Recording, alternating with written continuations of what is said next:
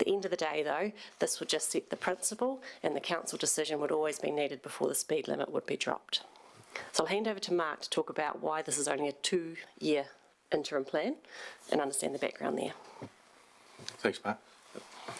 Yeah, good morning.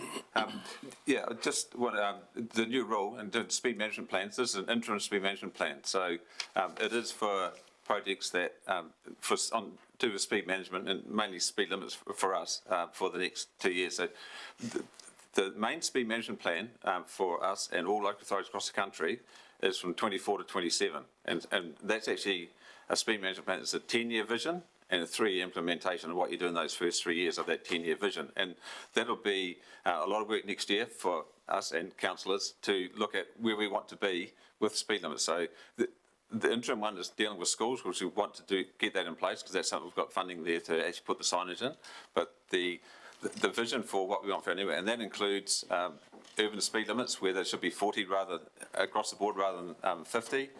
Rural roads should be 80, undersea roads 60, all that sort of, which is happening, discussions around the country at the moment anyway. But the main focus of this one is the schools, and so that's what I would talk about. So we have got a handout there, and there was discussion at the hearings yesterday about 40 rather than 30. Well, 30 is the one that is going to be consistently applied throughout the country, and there's no reason why Ashburton should be different, and lower speeds outside schools is the way it should be anyway. So we haven't got a crash history at schools, which was mentioned yesterday.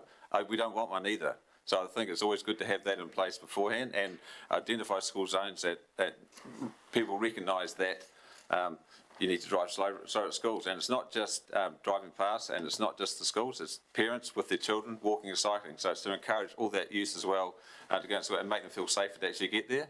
Speed limits is only one part of it. Speed management generally will have some other infrastructure as well, with raised safety platforms and things like that. So also we talked about variable speed limits. So the push is to have mainly permanent speed limits, so that's what we've got for urban areas. There's a couple of reasons for that. Is that you're in an urban area, so speeds aren't real high anyway. So going to 30 past the school, and we know when schools are active that there's a lot of activity going on, that determines what you're doing anyway. But having on rural schools, being open road, had proposed to have variable 60 on there because you don't want to be on 60 on rural schools when it's going about no walking and cycling facilities. But in urban ones, permanent, and with the future being lower speed limits for urban anyway, there's not that big a difference. So it's identifying the school zone, making people aware, getting to drive slower, but not having those variable signs. And signs with just speed limit between a certain time frame on the sign aren't permitted anymore. So there are a few of those around. So the variable signs at urban schools, we could put those in. There was a real cost to that. They cost 10 times as much as a permanent sign saying it's 30. And I don't think driving past the school, as well as some around this table, and people will disagree having to slow down past the school, even though the school isn't in or it's a holiday or something like that. It's not really a big delay or anything like that. It's just you're in an urban area that you should be aware of it. So that is why we've gone that way, and that is why pretty much the whole country is going that as well. So we're talking regionally about having it consistent, and it shouldn't matter whether you're driving past a primary school in Ashburton or Invercargill or Kaitaia or wherever. It should actually be aware there's a school zone and you know the speed limit's 30, and that's pretty much the way we're going. Discussion we've had for rural roads, big reduction from 100 down to 30 at a rural school, and so or even 60. But that's why the variable signs only be those morning and night when there's children being dropped off with vehicles and that sort of thing. So we've had consulted on 60, some of the feedback. I know Long Beach School asked for 30, and in discussion amongst ourselves, we don't really see a problem with having, if they're variable signs, so it's only when there's activity going on morning and night, that they should be 30 on those rural schools as well. At Long Beach, it was at an intersection, so people approaching, they're either stopping at the side roads anyway, but having them going slower. There's not the enforcement associated with it because the police aren't going to be there, but it needs to be that aware. And I don't think, and some comments that come back is are rural children not worth the same as urban ones? I mean, why does there have to be a higher speed limit on rural schools? Because we talk about your children or anyone getting hit by vehicles at 30, whether you're rural or urban, doesn't actually make any difference. It's the same result if you're going too fast. So we're probably going to propose that the variable speed limit 60s that were proposed at the rural schools, we have them the variable 30. It's just a matter of the sign's going to be exactly the same. It's going to say 30 rather than 60, and we'll have that in a speed management plan. So that's a discussion that you'll have to have later. That was pretty much it for the schools and the main part of the discussion that we've had. Urban fringe as well, we talked about, that wasn't saying we are going to have 50, 60 or 80 on urban fringe. It was just give us the ability on the approaches where it's seemed necessary, or we get a request to actually put in place, and just reinforce, as previous discussion we've had, it's not, if it aligns with our approved speed management plan, the council, we can implement that speed management. We don't do further consultation, but it'll always be a decision of councillors of that change in speed limit. It's not something that staff are just going to do, and so we'll just reinforce that again, because that was brought up when we went out to consultation on this. It is always a decision of council for it, but once that decision is made, we can actually implement the speed limit. Don't have to do further consultation with Whakatae or the wider public, because the speed management plan does that. And as I say, the next speed management plan for the 10-year vision and 3 implementation, 24 to 27, is where we have to have a lot more discussion on where we actually want to go and how much we want to do. But the schools is the main one, and we're required to have things in place by December 2027. Discussion with other rural local authorities, they're pretty much doing as we are, doing them all at once. There's no point doing half of them and then do another half. We've got the funding there for the signage, so we're going to do them all in this as part of this one. So once this plan is adopted by council, approved, we'll send it to Whakatae, it'll be put into the National Speed Limit Register, and that'll be what we refer to when we want to make speed limit changes, including all the schools and any others we want to do. So that's probably enough from me. Okay, I've got a couple of questions here, Mark. Thanks. Liz? Yeah, I've just got a quick one. A few years ago, we were told that speed limits were going to change to, there wasn't going to be a 70 k per hour speed limit anymore. It was going to be 60 or 80. And I thought there was something around the 30 and the 40 as well. But can you just update? Because I know that's changed quite a few times, probably. Can you update? Yeah, it was, 70 was one, and quite a few years ago, that the 70s weren't going to be there when they were reviewing speed limits. And just to get more consistent around the country, I know itself, we decided to change all our 70s to 60 straight away following that, because it was just a matter of changing the number on the sign. It was actually quite easy to do, but that didn't happen around the country, so they sort of revoked that. But 70 is still not, you need to get permission or special dispensation to have a 70 k speed limit. So 10, 20, 30, 40, 50, 60, 80, 100 are the speed limits. 70s, and there's some 90s around as well, and they need permission, you need specific permission to have those as well. And that is the direction that's come from Whakatae. So I don't know if we've got too many 70s, but 70s are something that should be phased out.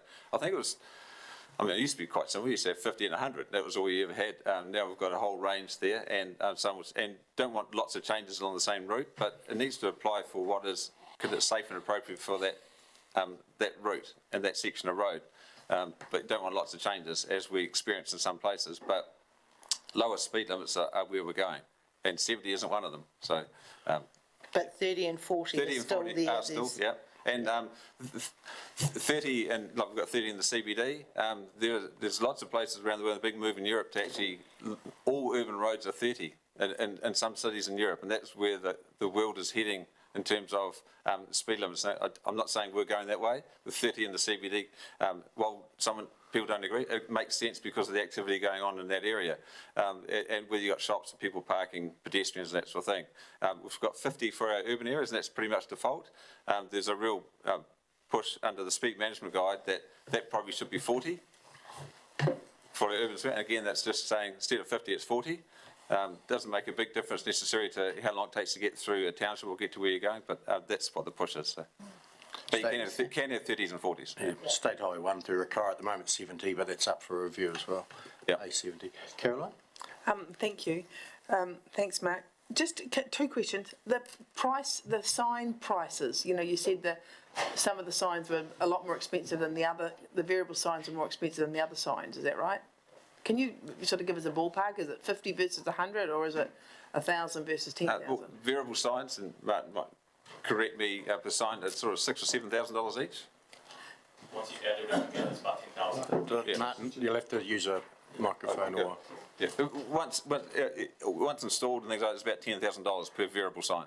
A variable sign is one that says 30 kilometres an hour between 8 and 9:30. No, it's an electronic one that is either the speed limit's either for a rural school, it'll be open road speed limit. Yeah. But when it is set at between say 8:30 and 9:30 or whatever the school wants to set for Yeah. their time period in the afternoon, when it's active, it'll flash as the speed limit is 60. So it'll show up Okay. as 60. Or we'll Will it say your proposing 30. speed? Does it do your? No, Okay. it is a regulatory sign. So it's actually saying the speed limit is a. Yeah. If you drive along Starway 1 in Burnham, Yeah. it's the same as that. Yeah, Russell just mentioned Yeah. it, yeah. Okay, and my other question was, We'll just find out from Oh, Martin first, rough costings, Martin, do you know? So in order to implement one of those electronic variable signs, the cost per unit is about $10,000. yeah, that's right. That's for one or two of them? One of them, One, so it's double that for each end. That's what. yes. We want to go through that way. So how many approximately, how many schools do we have to put signs up in front of us? Well, we've got 6 rural schools. Okay, so that's 5 12 rural signs? schools, sorry. 5 rural schools for the variable signs. So, So it's 10 signs? more than that, yeah. We've got a $600,000 budget in our low-cost, low-risk 600 or 100? 600,000. Okay. For the signage for this. It's been carried forward from the previous year. So. Okay, next question. In the highlighted bit on our document, it says variable signs are not encouraged and, but they're still allowed. Is that correct? Are they going to be phased out by 2027 or is that just, what's the 2027? No, they won't be phased. So you can have, we can choose to have variable signs in the right location. And for rural schools, that is appropriate because of the difference in speed. In an urban area, difference between 50 and 30 isn't that great. So having a permanent 30 outside the school zone, whether at all times, is seen to be the better way of doing it, and it's certainly more cost effective in terms of having the speed limit in place. There will be views on agreeing or disagreeing with permanent signs in urban areas. But variable signs, just for a point of clarification, variable signs are allowed and they're not, there's no limitation on how long they're going to be. We can have them in place, yeah. Thank you. Richard? It's around urban fringes. The current speed management plan's updated 24-27, you said. So that's what we're doing. So we've got a speed management plan in place at the moment. Is that right? No, the speed management plans are new thing under the rule. So it's a speed management plan. It's 24 to 27, but a few local authorities said we want to do something before then, so that's why interim speed management plans are permitted. So that's what this is, to deal with schools mainly. So we want to get that in place. But 24 to 27 is the speed management plan that every road controlling authority in the country, and state highways included, have to have that in place and approved to manage your speed for the next 3 and 10 years. So if we put this current urban fringe plan in place, that would mean we won't have to consult at all within those areas going forward. That's correct. We can refer to the approved speed management plan to make the changes that we want to do, but again, it'll always be a decision of council on what those speed limits are. So that's the approved speed management plan. Will that be a concept thing or an exact road thing? A concept thing. So it's an area-wide thing. So it's saying, that's what it's saying, urban fringe within 3 kilometres of the urban areas, which is what we propose. We're saying within that, this is how we're going to deal with it. And it gives us the freedom to actually choose what we're going to do, depending on what the requests are, the type of development that's going on, that sort of thing. So, yeah, it's not specific to a road. It's a vision or how you want to treat it. And then you deal with individual roads when you actually make the decision on what the speed limit's going to be. So those individual roads are brought back to council for council approval? Absolutely, yep.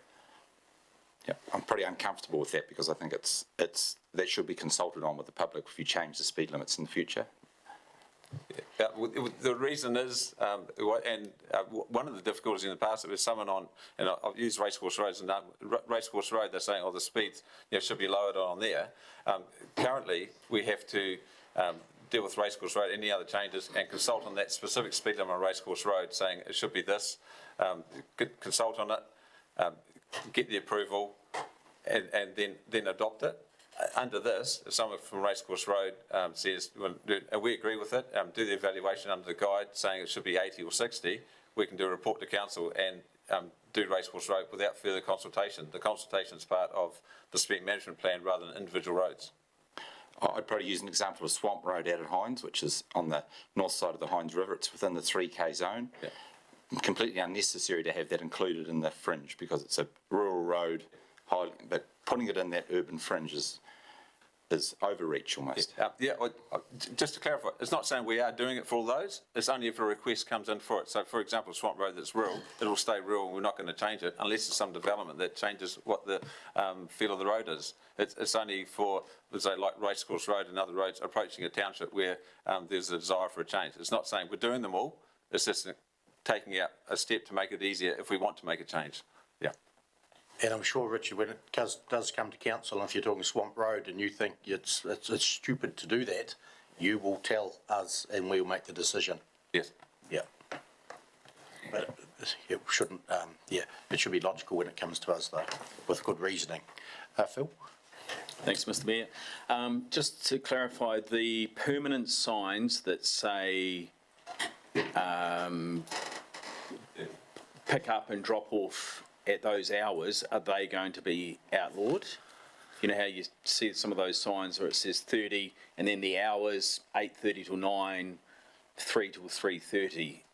Yeah, they aren't permitted under the rule and with the guide from Wakata, you don't have signs because they're essentially a variable sign, but they're not. But they're a permanent sign that's variable. So you either have a sign that says 30 school zone, or you have a variable sign that only flashes 30 at those specified times. But we're proposing to have the permanent 30 signs and saying it's a school zone, or it would be Kura school on the signs now. So there's still some debate about what those signs should actually look like, and I think there needs to be a discussion to have those. Eventually they'll become consistent throughout the country, what they look like, similar to threshold signs and things like that, but they haven't decided that yet. We learnt a bit yesterday that illuminated signs are so much more effective.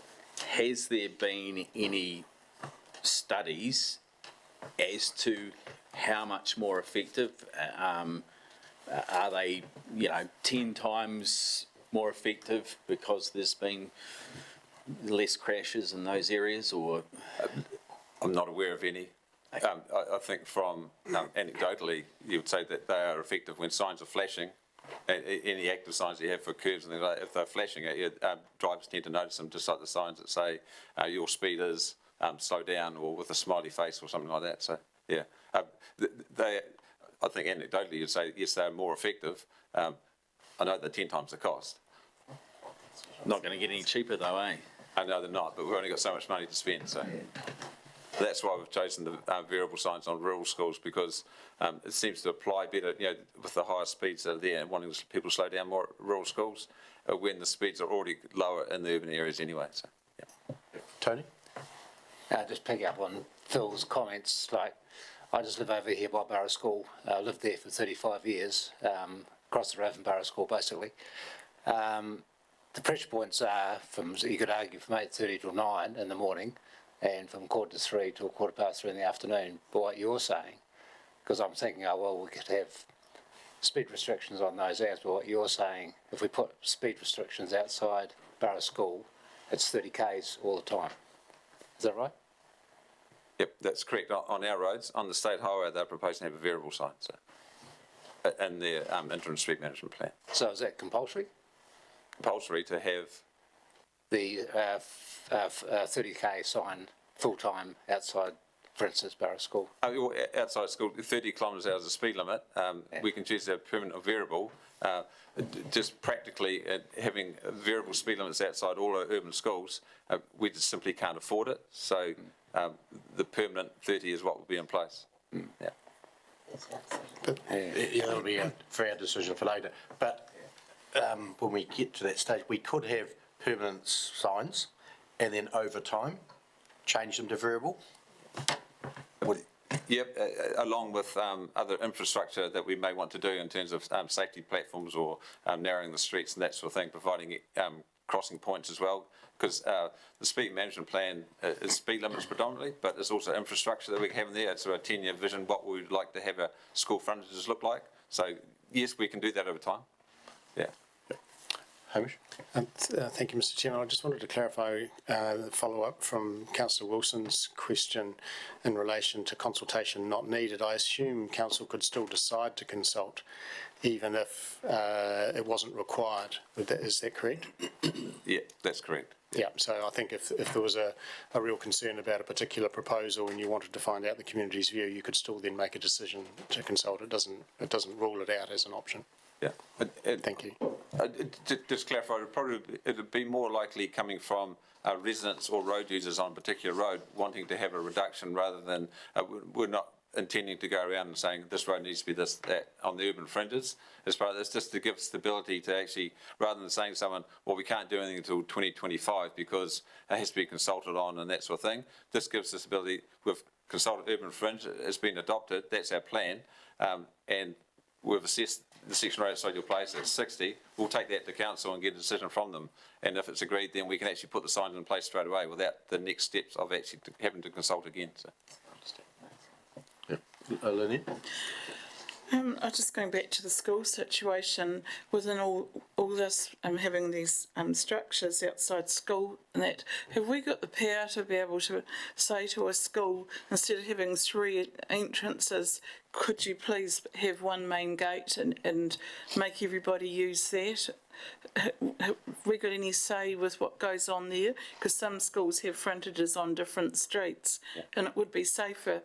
I'm thinking even Tinwald School, whether they concentrated on one entrance and made it safe for people to go in and out.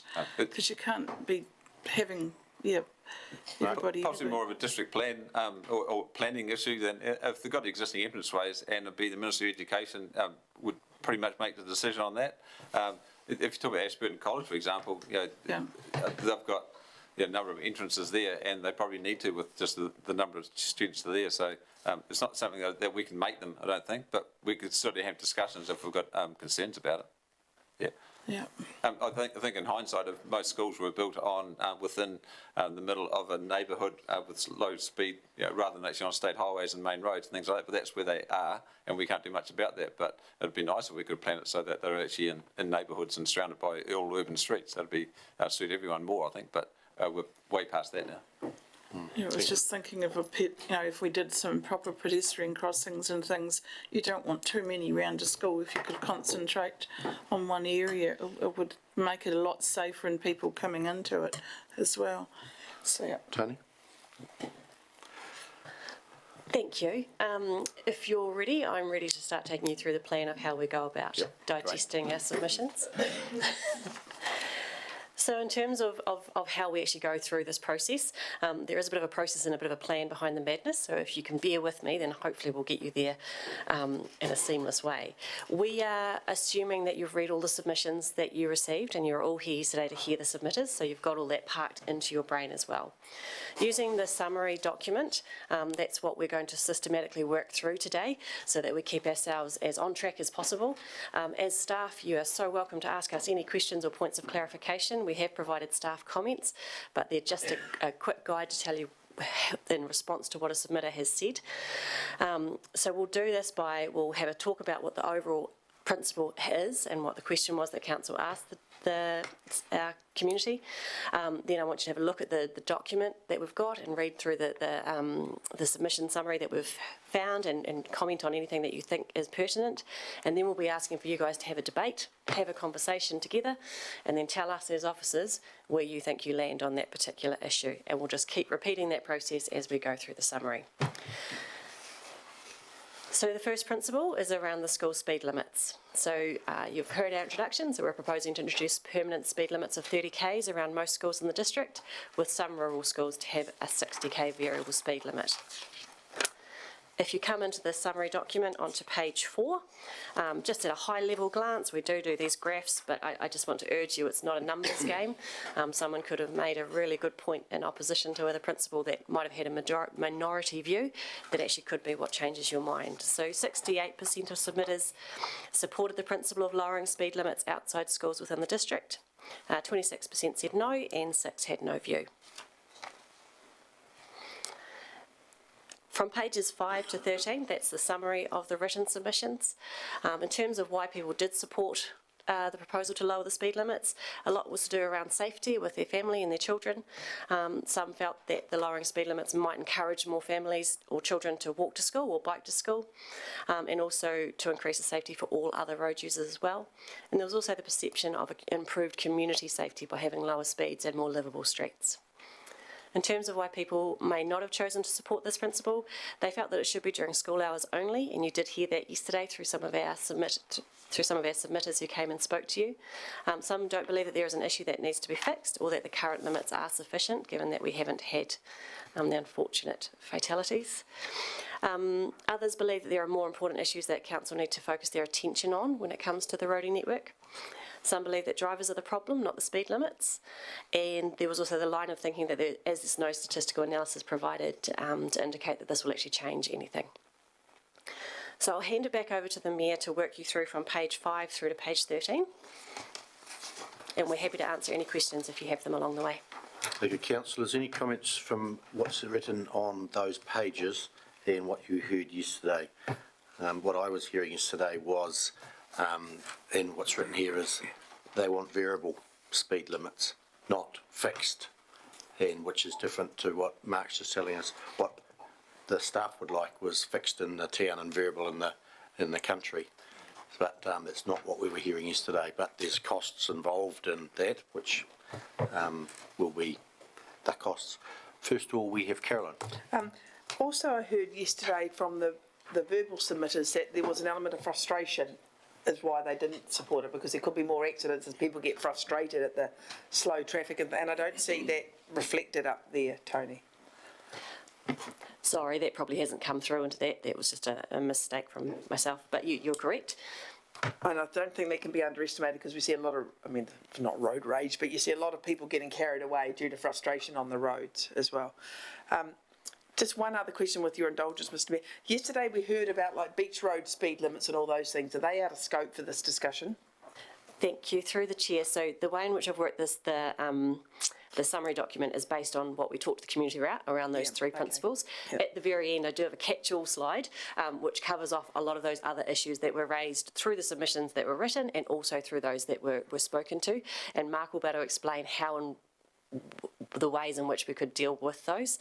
Technically, they're out of scope for this process, but at the same time, when someone comes and talks to council, it's important that we listen and that we start to show how we can take them through another process of council. That would fit in that 3K radius which you talk about.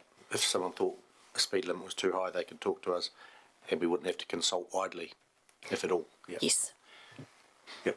Just make another point. The verbal submissions we heard yesterday are very important, but they have no more weight than their written submissions. So two lots of submissions there, both have the same weighting. Yep. Caroline, you still going? Oh, beg your pardon. Liz? Thanks. We did hear a lot yesterday about 30K shouldn't be permanent, and I'm looking on the consultation document at St Joseph's School zone area, and there's 1, 2, 3, 4, 5, 6, 7 streets. Are you coming up to that later, or that will all be permanent 30Ks, which I'm guessing to put a variable on, that's going to be very expensive with the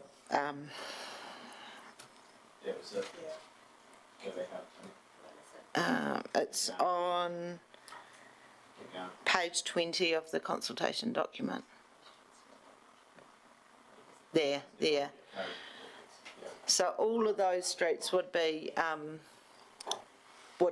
permanently 30Ks, which I think that sort of went against a lot of what we heard yesterday, but in contrary, we heard a lot of people that want to be safer. So if we were to go at a variable speed, are we looking at just thousands and thousands of dollars in flatting lights? Signs. Tens, probably get into hundreds of thousands of dollars eventually. So, yeah. That covers 2 or 3 schools there. Yes, I realise that, Borough's in there as well. Which is probably a good thing as well. I mean, it's not just about the school frontage, it's also children walking and cycling to the school and feeling safer, and parents feeling safer about them doing that as well on the approaches to the school. So each 30K sign would have a school zone or kura school zone sign underneath it, so people are aware that this is where kids are going to be walking. So there'll be kura school signs as well as the regulatory speed limit signs. So Okay. So they're not one. Okay, so you don't have 30K and then desirably, I think that's where we should be going. Otherwise, you're going to have lots of signs Yeah, on and the then approach to the school. So having them as one. The style of the signs and the formula of the signs hasn't been agreed yet. It's been asked quite a bit about what the signs actually look like. Because again, if you're driving past a school in Ashburton or Kaitaira in Invercargill, you should note that it's the same sign that each one that actually tells you the same thing. Yeah. Yeah, there's discussion about having the school's name on it as well, not just Koran School, but then it gets to be a bigger sign and bigger supplementary with some schools. Yeah. Okay, thank you. Sorry if I was. So just clarifying then, you're thinking of putting the speed limit sign outside the school gate, either side, or it's as per that map? It'd be at the extent of the speed limits are there, so at the start of the speed limit. So you have to denote the change in speed limit at the start of the zone, so it'd be a 30-50 sign at the extents of each of those. Yeah. There. Yeah. At all of those, yeah. Which encompasses quite a large area. Yeah, and that is for 3 schools though, so it's a school zone that covers those 3 schools. Yeah. And because when we looked at it, if you did it school by school and not go quite so far, you might have a 50 or 100 metre gap in between, or 200 metre gap. That wouldn't make much sense to drivers either go from 30 then 50 and back to 30 again. So covering that whole route seemed to make sense for that area. Again, that can be a decision. The extent of it, we will still come to council saying this is where we're going to put all the signs, but as a principal basis, this is how we think we're going to treat it. So. Yeah, and that would also pick up from one submitter yesterday about preschools and rest homes, and that would capture them as well, some of them. That's the discussion that's being had as well. Does it cover a preschool and things? And they don't at the moment, and same with rest homes. And the reason for that is there isn't the activity of people walking and cycling, and parents taking that. In terms of preschool, most are driven there. They generally don't walk and cycle as preschool or kindergartens. And rest homes, there isn't a lot of the pedestrian activity either. So that's why they're not included. There's no reason why, if council want to have that in our speed management plan, as a principle, to have lower speed limits outside of those as well, that we can do that as well. That has been raised in a few forums that we've had in talking about speed limits. So, Lynette? It's a reasonable discussion. Yeah. You kind of asked my question, but I was just going to ask, do we have to stick to that whole area? We can't go like 150 metres either side of school gates? Because I can see people in town getting frustrated with this. Big areas of 30 k's, and that's what they were worried about. If they do more than 30 k's, they can lose their licence, can't they? I think the example of doing 70 in a 50k area probably wasn't a very good example yesterday. But yes, it is a permanent speed limit. So you have the risk of being fined or losing your licence if you go way too fast over that. So permanent 30, we can choose to have cover different areas. I want to. This is what we proposed at the start, and in principle, having 30 k's at speed limits outside schools. How far we go with that will be a decision of council. We'll come back to you and say this is where we're proposing to put them. Are you okay with that?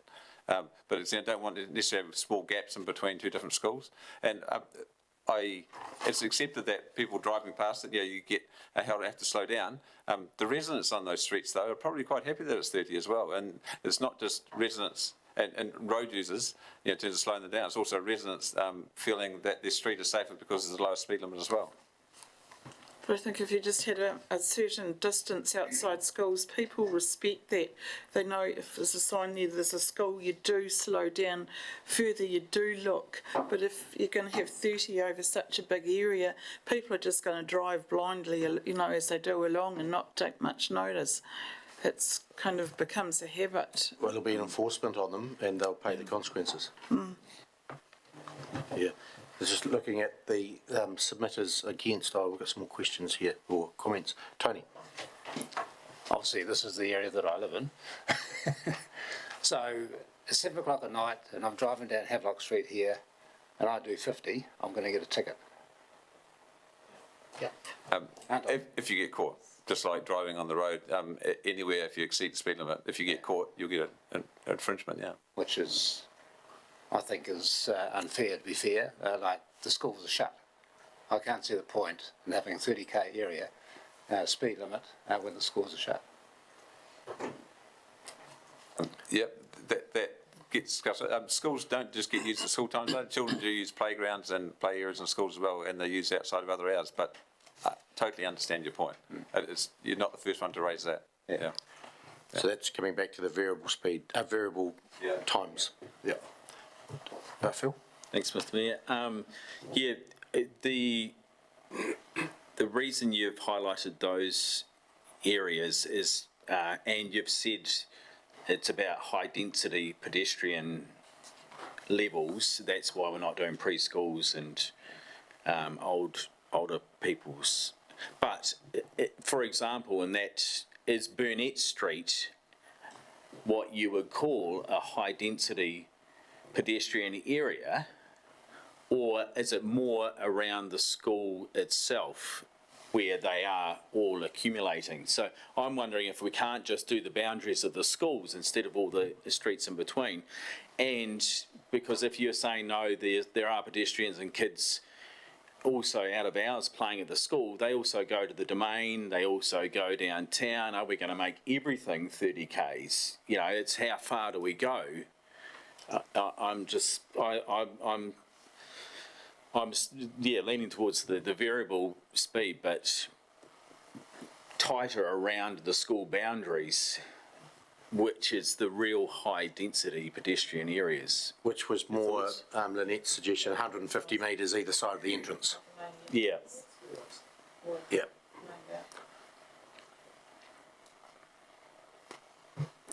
Sorry, I'm process lady. If I could just draw you back to the summary document and just get you to have a work through from pages 5 to 13, and then we can crack into this debate mode and you can give us the final direction. How does that sound? Thank you.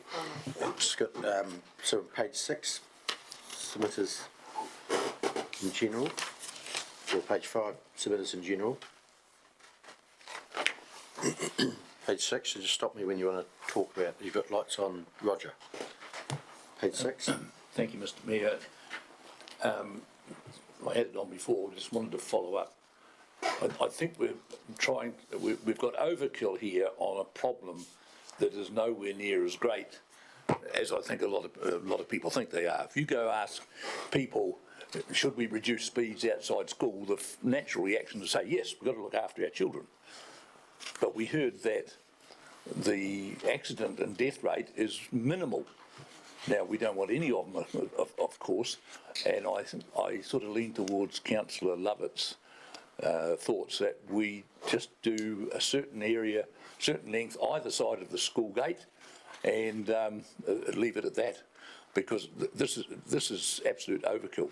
Yep. Okay, let's get through these submissions first, and then we'll discuss either the big area or a smaller area or something else. Page 7, the note there, the AA talk about the kiss and go, whatever it is. They talk about the pick up and drop off areas into a school as well, off street pick up. Could we promote that to schools, or if they're redeveloping, that we suggest they look at that in the future if they're redeveloping their sites? Absolutely, we could put that into some They responses. seem quite a good idea. Yep. For a redevelopment. Yeah, page 7, councillors.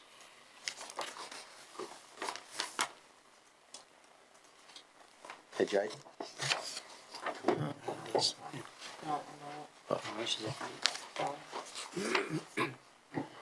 Yeah, on page 8.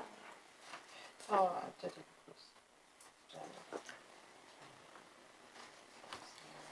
Lynette? I'm actually sitting on the bottom of page 10. We'll wait till we get to page 10. So, Liz? So page 7, Carl Thomas believes 40k speed limit would be suitable. Notes this is done nationwide in Australia, and I know over the page Murray Hawkes also said the same thing. Did 40k's used to be speed around schools, or is that something that it was, or? Yeah, 40 Ks has been used, and that was the previous direction. If you talk a couple of years ago, 30 is now considered internationally the speed you should have around schools. Yeah. So we're all going down. I know it was brought up yesterday about Christchurch having some 40 signs as well. existing infrastructure like that can stay in place, but they will eventually end up being 30 as well, because that's just for consistency around the country is where we're going. Thank you. Page 8. Page 8, the submitters who are not in support. There's various suggestions there. Page 9. I've got another question, Liz? sorry. So it says, council has not produced any statistical evidence, and one of the submitters mentioned yesterday about how they couldn't get evidence from the police, and I think there's probably a process where you need to get that sort of data from police, but do, in our road safety meetings, et cetera, do we do get a sort of an update from police about what's happening, but it's usually not about these sorts of things. And is it because they're either near misses or sort of minor incidents that they don't come up on the radar for as evidence? Well, I think fortunately we haven't got a history of crashes outside schools, which is a good thing.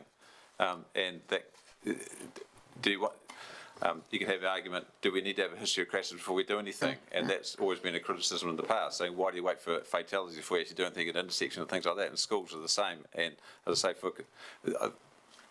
I don't think we want to wait for any crashes before we have lower speed limits at schools. If you talk to parents and teachers, they will be generally in support of it. People driving past, maybe not so much, but it's about all road users. And yeah, there isn't a history of it, but that's not to say we want to wait for one before we actually do anything. Page 9.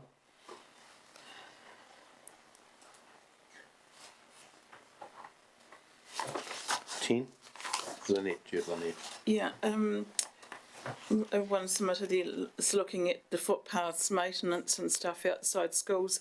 Have we got that in our program going forward to kind of, if we're going to do all these lower speeding and stuff, and to make it safer, are we going to look at upgrading in the future, putting it into a long-term plan with new pedestrian crossings or safer areas for kids? Or should we be putting it in?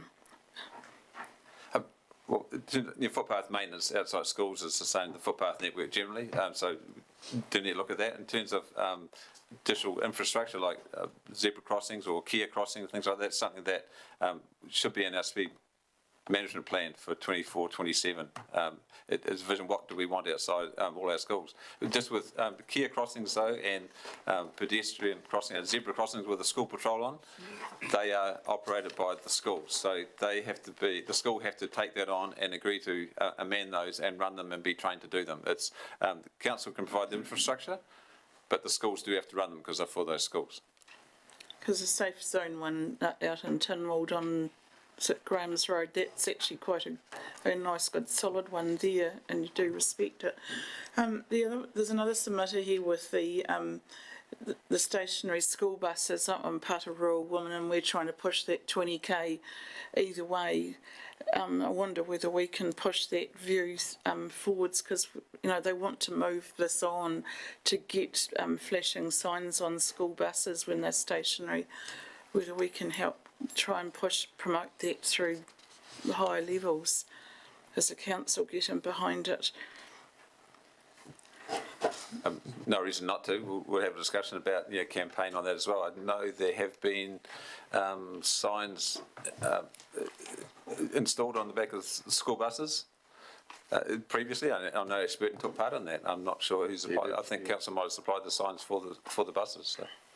But operators change and that sort of thing. So it probably should be standard for any school bus to have the flashing signs at the back saying 20. That's where we're trying to push, that every bus has them on, and it started off here in mid-Canterbury, and it's just kind of stopped, and it's just the local bus company has put those flashing signs on at their goodwill, but we just want to get it going through nationally. We just need to look after mid-Canterbury first, I suppose, and if others want to pick up on it, then they can. But, yeah. Page 10, 11.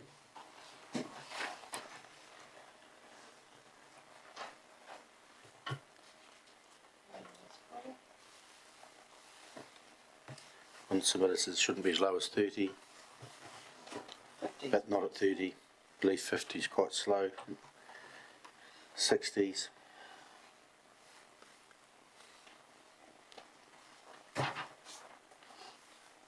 There's a mix there between 30s to 50s, yeah. Page 12, during school hours only. A reasonable number of submitters are suggesting that. Yeah, I was just going to mention that there was quite a few submitters and who are looking for the variable hours, I suppose. We heard from James McKenzie yesterday because, I mean, this is a different example, but the main road in Methven, there's a flashing school zone sign, which you don't see it after a while. It's, school zone flashes up and then it goes into 50k. So, it's so hard to work out how effective each one is going to be, whether a permanent or a variable is going to be more effective, and I guess that's what our job is, but each situation is going to be different, isn't it? And this is going to be for all schools. And like Long Beach was in the example that could possibly go down to 30 as a variable. Could that be the only school in the rural area that we made that decision and the others stayed at 60? Or if you're going to do variable speed signs outside the rural schools, would you want them all the same 30k's? I'm thinking of Lagmore, and for the last 6 or 7 years we've heard from a lot of the Lagmore people that they want it dropped down to 50. So they'd probably be accepting of 60, but maybe 30 wouldn't make much of a difference. Well, we're proposing, if we're going to do rural schools and have one variable 30, when it's a 100k area, and you've got, at the times, morning and night when it's busy, that's the only time the 30 applies as a variable sign. If we're going to do it one, we should do it all of them to be consistent.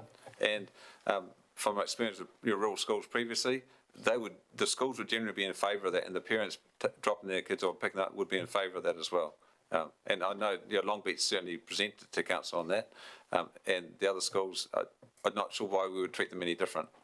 Yeah, and given that the variable signs are only when there's activity going on morning, night, or they've got an event on, say, on a sports event or something at the school, when they've got more activity, they can actually choose to have those on then as well. That's when your slow drives in. At other times it'll just stay exactly as it is now, but they are the variable signs where you can actually do that. If you had the variable signs flashing and it was only 150 metres or something either side of the entranceways to the school, the cost of those signs would come way down compared to the example you had of the St Joseph's, where was it 8 or 9 streets you'd have to have them on, whereas you'd have for St Joseph's, whatever number of entrances they've got, you'd have 2 signs per street. If they've got 2 streets, it'd be 4 signs maximum. 150 metres or whatever the desired either side would bring the cost down, and I think it would have, and only have it on for school hours, as one submitter has here, from 8 a.m. to 9:30, then 2:30 to 4. I think that would lower the cost and would appease the public as well. The cost per variable sign won't change. But it's be the number of them.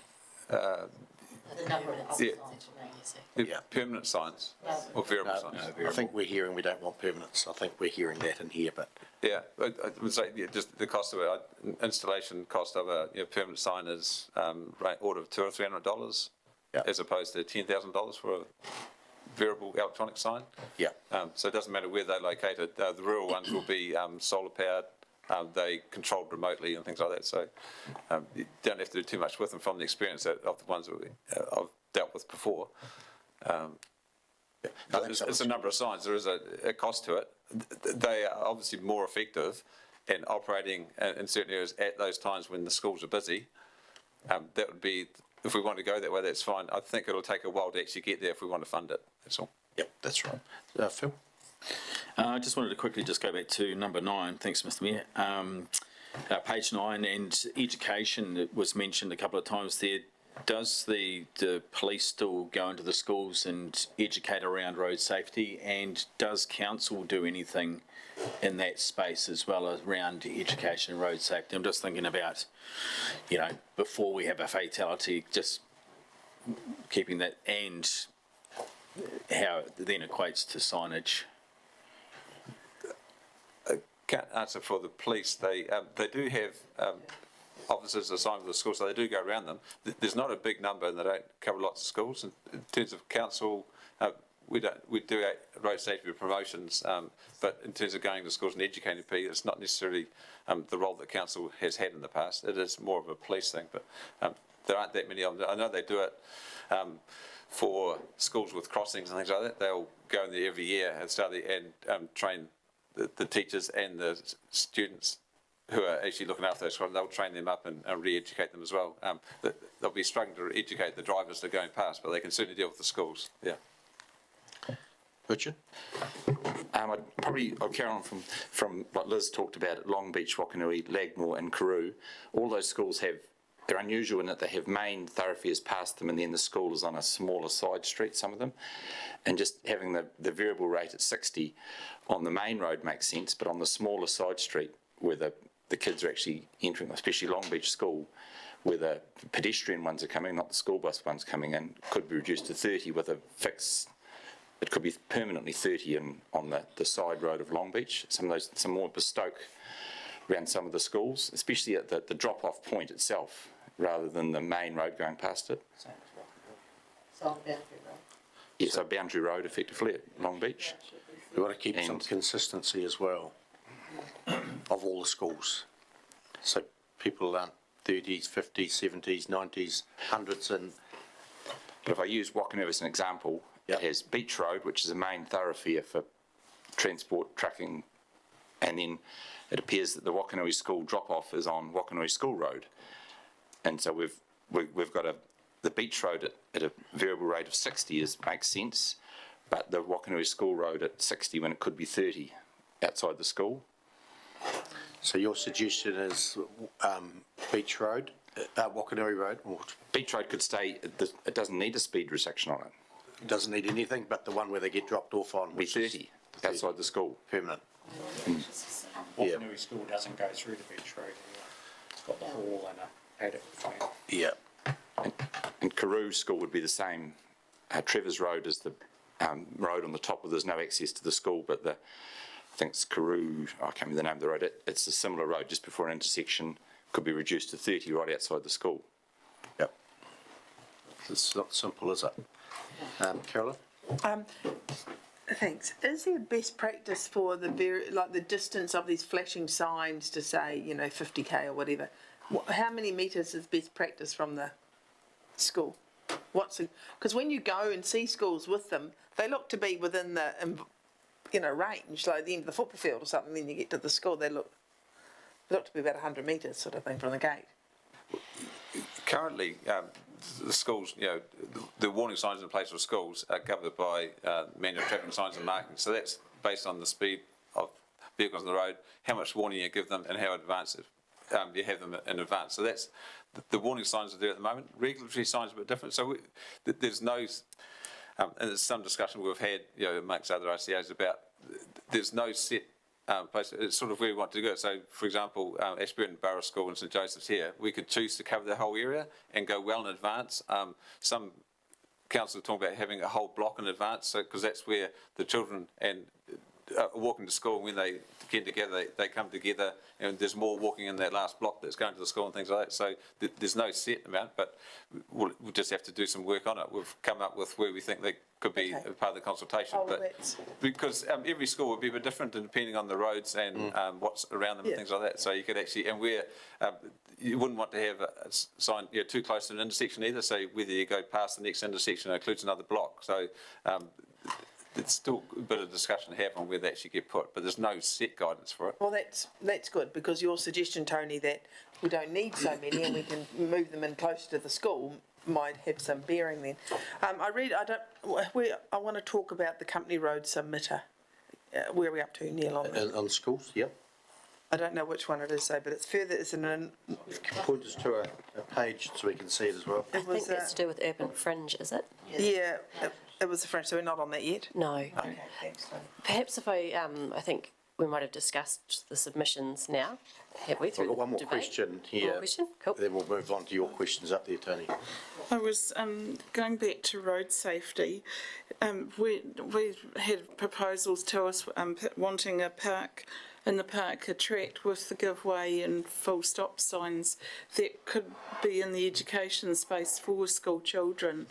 And I don't know where that got to, but it was there, and perhaps we The should. Road Safety Committee can pick that up. Yeah, road safety should actually pick that up. But what Richard's talking about with these country schools, Long Beach, that is exactly the same, because the kids all get off and the cars all line up on Boundary Road, and Boundary Road is the one that should be 30 k's, but leave Long Beach as 60, because it's all uphill to town, and all the grain trucks and milk tankers. Not worried about the would trucks, struggle. whatever, worried about the safety of the They will children. struggle, and that's why they've never taken that speed limit down. It's us who never Yeah. take the speed limit down, but we're doing it now. Yeah, but you've got to be careful with industry too. We want to save the, Well, the kids are all on Boundary Road, are not they all on Long Boundary Beach. Road? Yeah. Mark? Yeah. Oh, I'm just going to comment about the main road going past the school, even though the activity where they get dropped on the side road, when the children are back in the car, the parents out driving, they're turning onto the main road and things like that. So you need to allow for that as well. It's not just where they're getting on and off. That there's still parents pick up the children, might have 2 or 3 in the car. You want to give them some security as well, turning onto the main road. So having a lower speed limit there and warning other drivers on the main road that that's happening as well is a good thing. Understanding the activity outside the school, but they're also driving away from school. Being a rural school, they're all getting picked up in vehicles, not walking and cycling anywhere. So. just on Richard's comments before, and use Long Beach, the west side road where they all hop out, 30k permanent, the main road, 60k. Is that a good suggestion, Variable? Practical suggestion? Well, practically, we're talking about having a permanent 30. We're discussing whether we should have permanent 30 on urban roads. We're saying a permanent 30 on a rural road, but we're not agreeing with the permanent 30 on an urban road.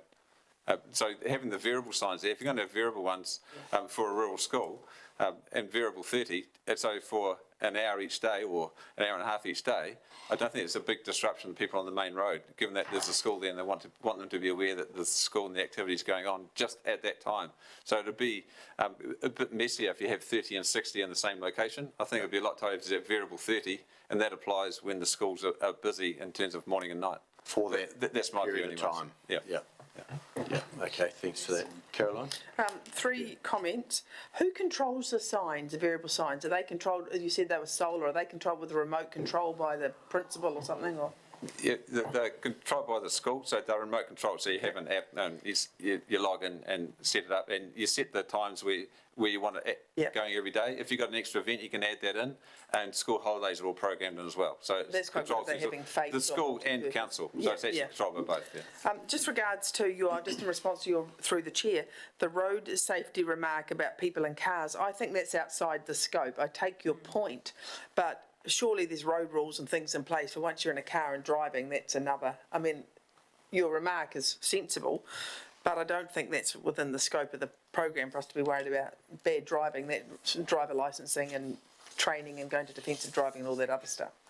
And my other point is, do we need a sign when there's no, like on Long Beach Road, just using the example of Long Beach School, is there a gate on Long Beach Road? I think most of the kids get dropped off on Boundary Road, don't they? Into the school bus. Sorry, just Yeah, well, full disclosure, my kids go to Long Beach. Yeah. There is a gate on Long Beach Road, and and is there it are a lot, used? so that's where the buses are picked up and kids dropped off. Okay. But there are actually a number of parents that pick up and drop off their kids there because they deem it's quieter than Boundary Road, because it can be It's so four-wheel drive cluttered with central. cars. Yeah. Thank you. The Mark makes a good point though, when they're coming out from Boundary Road, joining the other main road, that you need a lower speed limit so they can join safely. Yeah.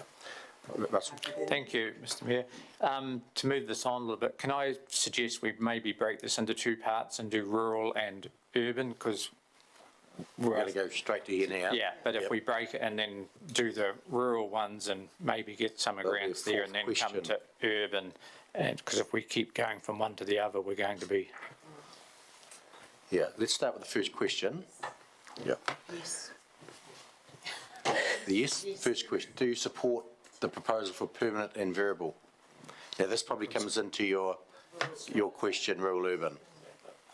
How about we replace it with, say, do you support the proposal for rural, and then do you support the proposal for urban? And that way you can have the two discussions independently. Probably the zones on the map might come through at the same time, if you like. But through you, Mr Mayor, the first question is actually about the principle, not the proposal. So the first question is a very generic, overarching question about the principle of lower speed limits. It's then, that's not about the proposal. Just to be pedantic, you spelt principle wrong. My standard 3 grammar comes up principle. That's Pal. The principle because you is spent always so your much time pal. outside. That's how I learned it. It's because you spent so much time outside his office, Mr Mayor. Her office. Okay. So, But we get the gist. right, ask that question there. Which of rules do you support? Which? Permanent or variable. Yep. Do you support the proposal for permanent variable outside rural schools? Which one would you like for rural schools? Variable. Variable. Or everyone's variable? Yep. Russell? Just with that, if you go down to 30 and that's where the buses park, a lot of the time when it's busy, the buses are there anyway, so you should be slowing to 20. that's right. So it's not such a big step then to go from 30 down to 20. If you make it 60, people will ignore the 20 kilometre an hour bus rule regardless. So I think this makes it much safer. Yep. Liz? And to be fair, a lot of schools have their buses parked in those places so that people have to slow down to 20. And they'll have their signs at the back flashing, no doubt, as well, of 20k. Well, they should turn them on. If they're stopped, they should have them on. Next question, do you support proposal for permanent and variable in town, in urban? Urban. Caroline? What do you mean permanent and variable? Aren't they mutually exclusive? Either or. Oh, so you've got to say, do you support the proposal for permanent? Yes or no. Do you support the proposal for variable? Yes or no. Thank you. I support variable. For urban. Yes. Russell? Well, there's a lot more implications around this now with budgets and all that sort of thing, because if we say we support variable, the budget for that we just don't have, I believe, and where's the money going to come from if we say we're going to do that? So it adds a whole nother layer of discussion. It may be, yes, our vision is to have variable signs at all our urban schools, but we'll put permanent for now, and we can actually change those in the future in accordance with the street management plan. We can make that decision in the future when and if money is available for that.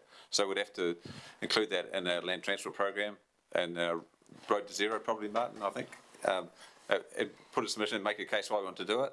I would think anything to do with speed limits will generally get supported, whether it be able to do the full extent, so we could actually do some first, whether it's Ashburton or and then go around the other townships.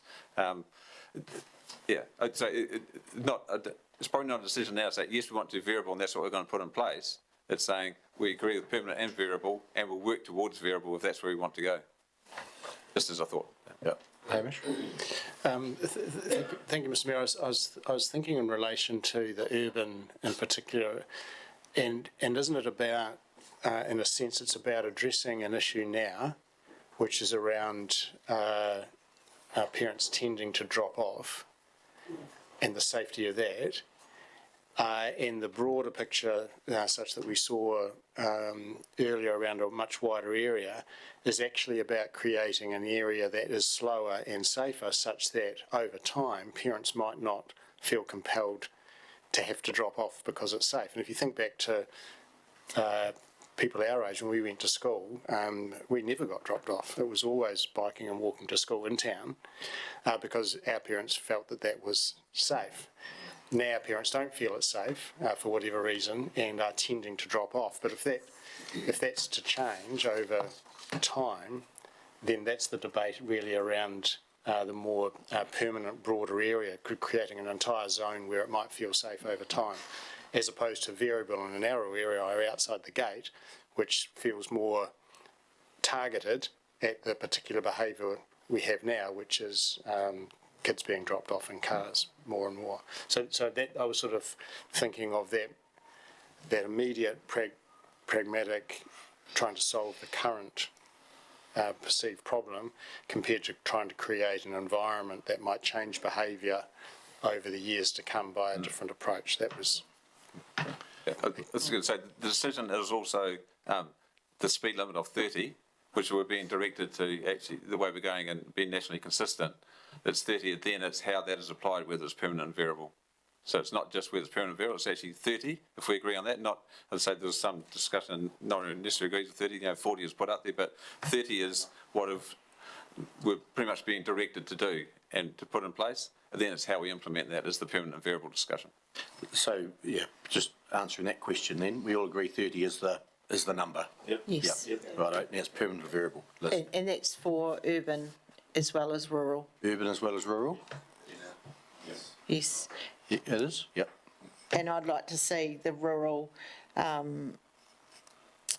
schools made a priority first, so that their variable signs are put in first, because we've heard from them for years and years and years that that's what they want. So, Liz, you're suggesting urban is variable as well? Or permanent? I'm actually leaning towards permanent because I think our end goal is to encourage children to walk to school safely, and I think that's our end goal.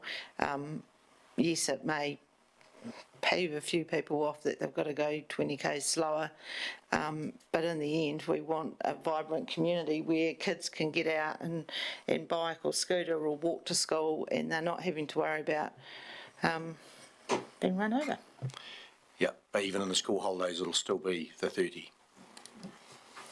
No, Yeah. no, I think you've got to go variable. And, we talk about safety. Why are the kids, taken to school at the moment? Is it safety because of traffic, or is it safety because of the different types of people? We are hearing incidents with children. We're not hearing any incidents of children, Well, different type, well, how do you explain it? So, is it safety because of traffic, or safety because of the different people we have in our community that feel threatened, or, there is that to put in there as well. Yeah, but to me, I think we've got to go variable. We can do is the speed limit. Russell? Thank you. And just looking at the map here, and I support permanent 30, but to be fair, Andrew Street, Clark Street and Churchill Ave, to reduce the speed limit to 30, 60 metres before a stop or a give way sign just seems a bit strange, because you're already slowing down at that point anyway. So I don't know that in this particular plan that would be necessary. And I quite like the idea of 30 through the centre of the Ellington shopping centre, even though with the Judder bars there you'd be doing very well to be doing any more than that anyway at the moment. But by having a permanent one there, I think is quite sensible. But yeah, those little 60-metre stretches I think would be... Mark, do you have to have a sign there? Because if you come off that road and turn left,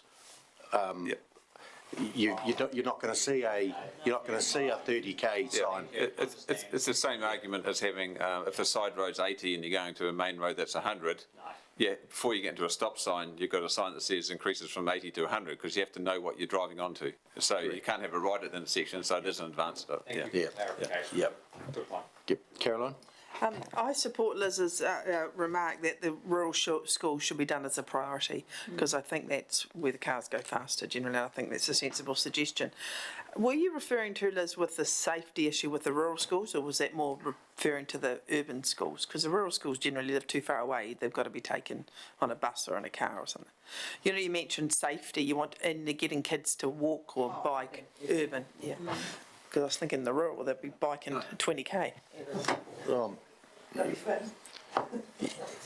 that's so they could, but some live near and they walk or they bike or get dropped off at the corner and walk. And, Tony? I would support the variable for the urban area. I personally can't see the point having a 30k speed limit 24/7. Like, it's just, that's dumb, to be fair. You know, outside the school hours, there's no point in having a 30k speed limit. We've got a couple of varying views there. So we've sorted the rural, it's done that. So we're doing the urban. Is it going to be permanent or is it going to be variable? So we have a show of hands for permanent. 1, 2, 3. Variable. 1, 2, variable. Good. Direction. Good. But there will be cost implications. We know that. We know that. Yes, so what Mark and the team will do is go away and work that out and come back to council before anything is finalised. But the focus is on urban, rural first. Rural can get done, yep. Yeah. As planned. Richard? Mr Mayor, can I suggest that we put a program over a few years as to the priority schools?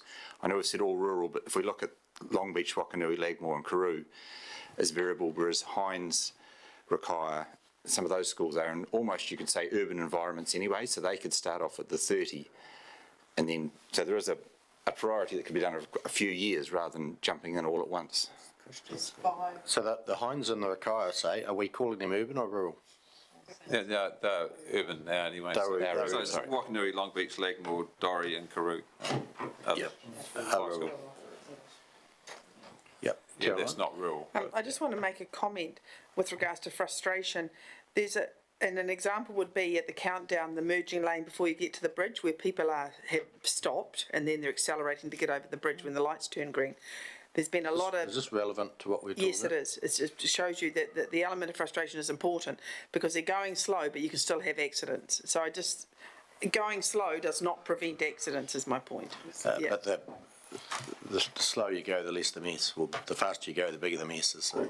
That's Yeah. Yeah, we need to move on. Next one, is it Tony? Could I just, Roger, sorry. when we say variable signs, which I'm in favour of, does it have to be an electronic variable sign, or can it just say 30 kilometres an hour during school hours, or... I'm sorry, are they illegal? Mark? Well, it has to be an electronic sign, yeah, or a permanent. It has to be an electronic sign? Yeah. Oh, okay, thank you. Next one, Tony. Thank you very much. So the second principle that we consulted the community on was around the urban fringe zones, and that's where we're looking to have the ability to introduce speed reductions of either 50, 60 or 80 k's depending on the level of development. So the urban fringe, the map showed that they were roads within a 3k radius from a township's boundary. In terms of the community support for this, so 51% of submitters supported it, 39% didn't, and 10% didn't have a view. That's shown on page 14 of the summary document. If you come to page 15 to 19, that's where the actual comments have been written. In terms of why it was supported, many people felt that it could help to stop major accidents and it could create safe urban environments. Why it wasn't supported was that some believe there is an issue that needs to be fixed, therefore the current limits are sufficient. Some believe it is unnecessary until there's a development or an issue, and the other view that speedsters will speed. So from page 15 through to 19, if you'd like to work through those now and ask staff any questions for clarification or comment. And then 15, page 15, councillors. Caroline? This is not in relation to the submission, but it's in relation to the urban. Can I ask about that, a question? Or do you want me to go specifically with the submission? Does it fit with what we're discussing? It does, yeah. Well, I wouldn't have my light on. Let's try it then. Okay. We discussed yesterday the RMA and the changes in our district plan and that. The urban fringe, does that reflect the district plan? where we're going to allow developments and stuff, or how are we, what is the urban fringe? How do we get the 3K radius? Yeah, it is on the approaches to township, and we've included that radius from the existing township, so where it's 50 or So that, it's not to do where the with houses planning. are at the It's not to do with planning, but planning in terms of development will have an impact on what the speed limit should be as the townships grow. So so the urban fringe will grow with the town, is that what you're saying? It's not a fixed? yeah, it's called urban fringe. Peri-urban is another term. So urban perimeter, so around the existing urban area. So it's if you're looking on a road like Racecourse Road, you've got the 50, 60, and then there's lifestyle blocks on the approaches, which isn't rural, it's not farms, but there's quite a number of driveways. It doesn't feel like a rural road, but it's not an urban road, so it's an urban fringe, and that's where the kind of thing we're talking about. So. It's 15 questions. 16. Comments. 16. I'm on Liz. top of 17. Donna Favell came in yesterday with the Citizens Association to expand the 30K to east side Ashburton, because I think she mentioned that there were no 30K zones over that way. Is that, and does that's all included if we okay it all in this urban fringe? Is that considered urban fringe? No. No, that's an urban area. So just like the CBD reduced to 30, that would be a decision for council in terms of our speed management plan in the future, what we want to do with those areas. And it depends on the development there, like in the Triangle area, those old streets, don't have a problem with that request. It probably needs a discussion with council on what that area we want to look like. You've got the CBD formed the way it is, looking the way it is. If you have just an urban street around it that stays exactly as it is now without any changes and making it 30, whether that's where we want to go. So there's a bit more discussion on that, but that's an area that once the new council headquarters is open and library, it will change close to that area. Then the development, the next area I know, the Triangle area is being developed as well. So it's all part of that whole development and discussion. So there'll be a report that will come to council in the future for that particular speed limit. It's not part of the urban fringe though. Yeah, thanks. Lynette. Through this, we can change some of the signs we've already got out there, because I mean I've been bailed up from people since we've done this about Forwards Road, how far out you've taken that 50k, which is absolutely ridiculous, and I think it was only done for the cyclist racing. And I was asked the other night whether we can rechange that, because it probably should be 60. 50 at the borough, it's gone right out too far. Yeah. Those sorts of discussions are part of the urban fringe, and where you can actually deal with those.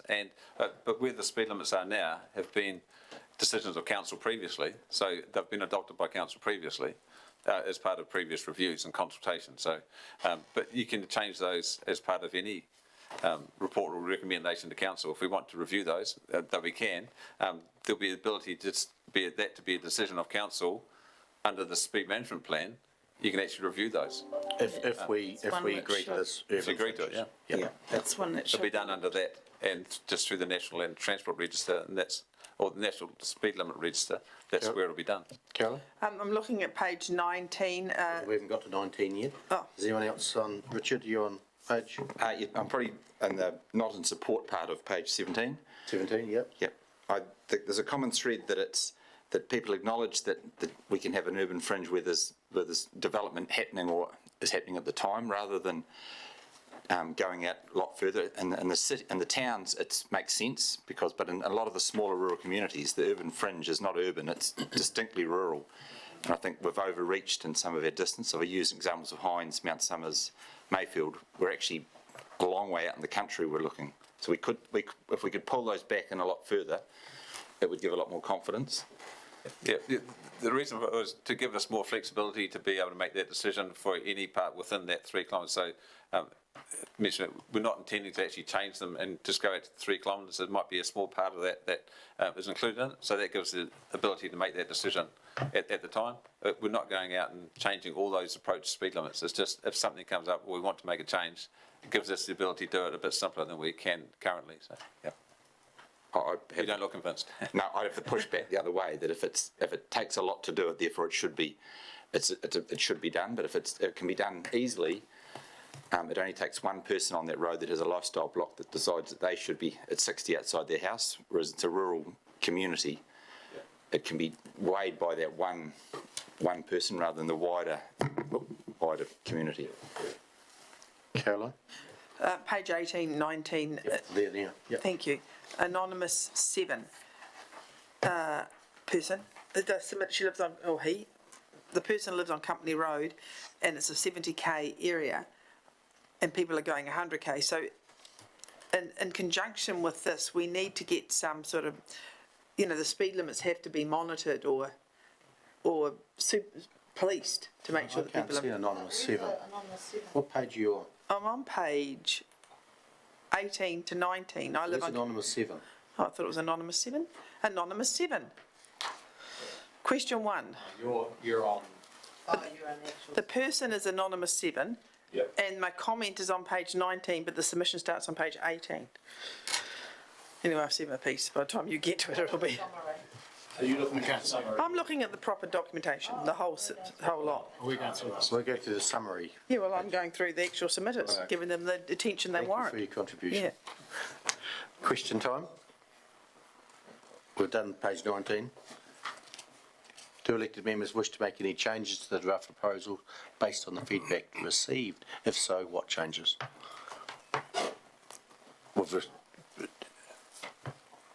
Richard? I'd like to see some of the rural townships, the urban fringe, be reduced back to a more, and I'd use the word realistic zone. I understand that if there is expansion, we can do it, but I think we've overreached a bit. If I use Mount Somers as an example, it's a very long distance from the centre of town that we've reached. We could pull that back a bit, which would... It gives the ability to, doesn't mean that you have to go 3 kilometres out. You can go 100 metres out if you wanted. It just gives the ability to be able to do it without a big consultation process. Yeah. Would a kilometre be more realistic? Something like that? Okay. Yeah. I mean, the 3 kilometres wasn't anything that was prescribed or set. It was just to went that far to give us a bit more freedom to do what we wanted to do. But yeah, I agree with your comment earlier. If someone just wants lower speed outside the house and it's rural, it's not something that staff would be recommending anyway. So yeah. Liz? So does that mean that once that area is built up, then it extends another kilometre out? So I'm thinking of Barker's Road in Methven.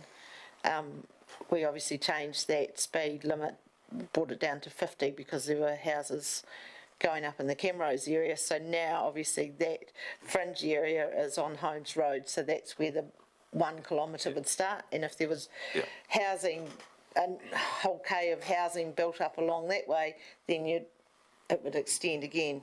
Is that, have I got that right? If we're saying it's a kilometre from the existing urban speed limit, so 50, if the 50 shifts, then that kilometre goes with it. Got you. Yeah. Russell? Thank you. I'm just confused now. So are we talking kilometre for everything or just for those towns that Councillor Wilson? No, it would be everything. So does that limit, especially around the Ashburton district? You could leave Ashburton and have all the others at a kilometre as an example. So you're talking about from the 50k zone, that's where the kilometre or 3 kilometres would start? From the 50k. From the edge of the 50k zone, so. Yeah. We've got a kilometre or we've got 3. Any suggestions? I just have a question. You go through Tynwald and it changes from 50 to 70, and then you go around the corner and go onto Maronan Road and it drops back to 50 again. Where's your kilometre going to start, from the 50 in Tynwald or the 50 at Maronan Road? Because it's quite a confusing little piece of road there. Well, it'd be the 50 Maronan Road because the 50 on the state highway isn't something we have much say in, so yeah. Any support for a 1k zone instead of 3? But, okay. Can I just ask a question? Do you think 1k will limit us at all, especially in the Ashburton district? Look over at Martin, but probably not. I mean, it just it will still allow us to do what the intention of it, and there's no reason why we can't review it if we find that it's not actually quite working. So this is the interim management plan. the speed management plan, we will sort of be looking at it again, and we probably won't be dealing with many in that timeframe, but it still gives the ability to make a change quicker than we used to be able to. If we've got that kilometre to work in, and that should cover most of the sites we've got. I think we were just being a bit more cautious and going a bit wider with the 3 kilometres, because it just gives a council, as in all of us, a bit more freedom to do what we wanted to do. So. It's just quite a big change to what we went out with, and no one has actually submitted on making it 1 kilometre. So that's my concern. Some people have submitted against the thing, and but yes. Lynette? If, like, what my concern is, if, you know, we've given ourselves 3 Ks for into the future, if we shorten it, and we have to go back out to consultation, wouldn't we? And what would a consultation cost? Through the chair with it. No, I don't think to reduce it down to 1K will mean that that's going to push us straight out for consultation. It's council listening to what the submitters have said. I think if you're going to go and say we're going to take it away completely, that might force us into consultation. Right. Generally, consultation, just ballpark figures, normally, if you take into account staff time, it's normally about $20,000 to $25,000. Right. So, Tony, if we wanted now to bring it back to 1 kilometre, Yes. And the consultation we've done and what we've heard, it would be perfectly acceptable. Yes, it would be. Right. Thank you. Liz? We heard from a couple of people who weren't happy with the lower speed that we implemented a few years ago. So this also gives us the chance to say that 60k can now go up to 80k. So it's not just about reducing speed, is it? Or is it reducing speed? It's all about safe and appropriate speeds. Yeah. And if it seemed to be inappropriate, then we can review those at any time, really, and that'll be under this interim plan and our future speed management plan as well. So. Okay. Yeah. Tony? Then we're going to make a decision. So the whole point really with the fringe really is to, when cars are coming from 100k down to 50, that we have a buffer, that it's 60, and I think 1k is long enough for that. All the 1K does is give the ability to change. Yeah. Doesn't mean it will change. Yeah. It's the ability to change. Yeah. Reflecting the environment, and on approaches to some townships, and you've got sort of rural residential properties, more lifestyle blocks that aren't rural and they're not urban. And other places that go straight from rural to urban, and so that's appropriate just to have that change there. It's not about putting a speed limit in advance of that just because you want them to, as a buffer before the 50, is to reflect the development that's on that side road. And So the question, I think we're getting support for 1 kilometre buffer, so I'll put the 1 kilometre, who agrees with 1 kilometre buffer? 1, 2, 3, 4, 5, 6, 7. 3 kilometres? 1, 2. 1 kilometre. Good. What's the next? One more question, I think, isn't it, Tony? Developed urban areas. How long will this take, or are we going to break for a cup of tea? I think you're pretty speedy. You better get through this. Persevere, right? Let's do it. So the third principle that we talked about to the community was around developed urban areas, and that was the proposal would allow council to reduce speed in some developed areas within a township to reduce the risk to active users. This would be in really densely, highly used areas like a CBD, or subdivisions with a high number of active users, which is those your walkers, your cyclists, your kids on scooters, perhaps it's people on mobility scooters. And generally these roads could have a speed reduction of 40 kilometres per hour or less, depending on the level of use and development.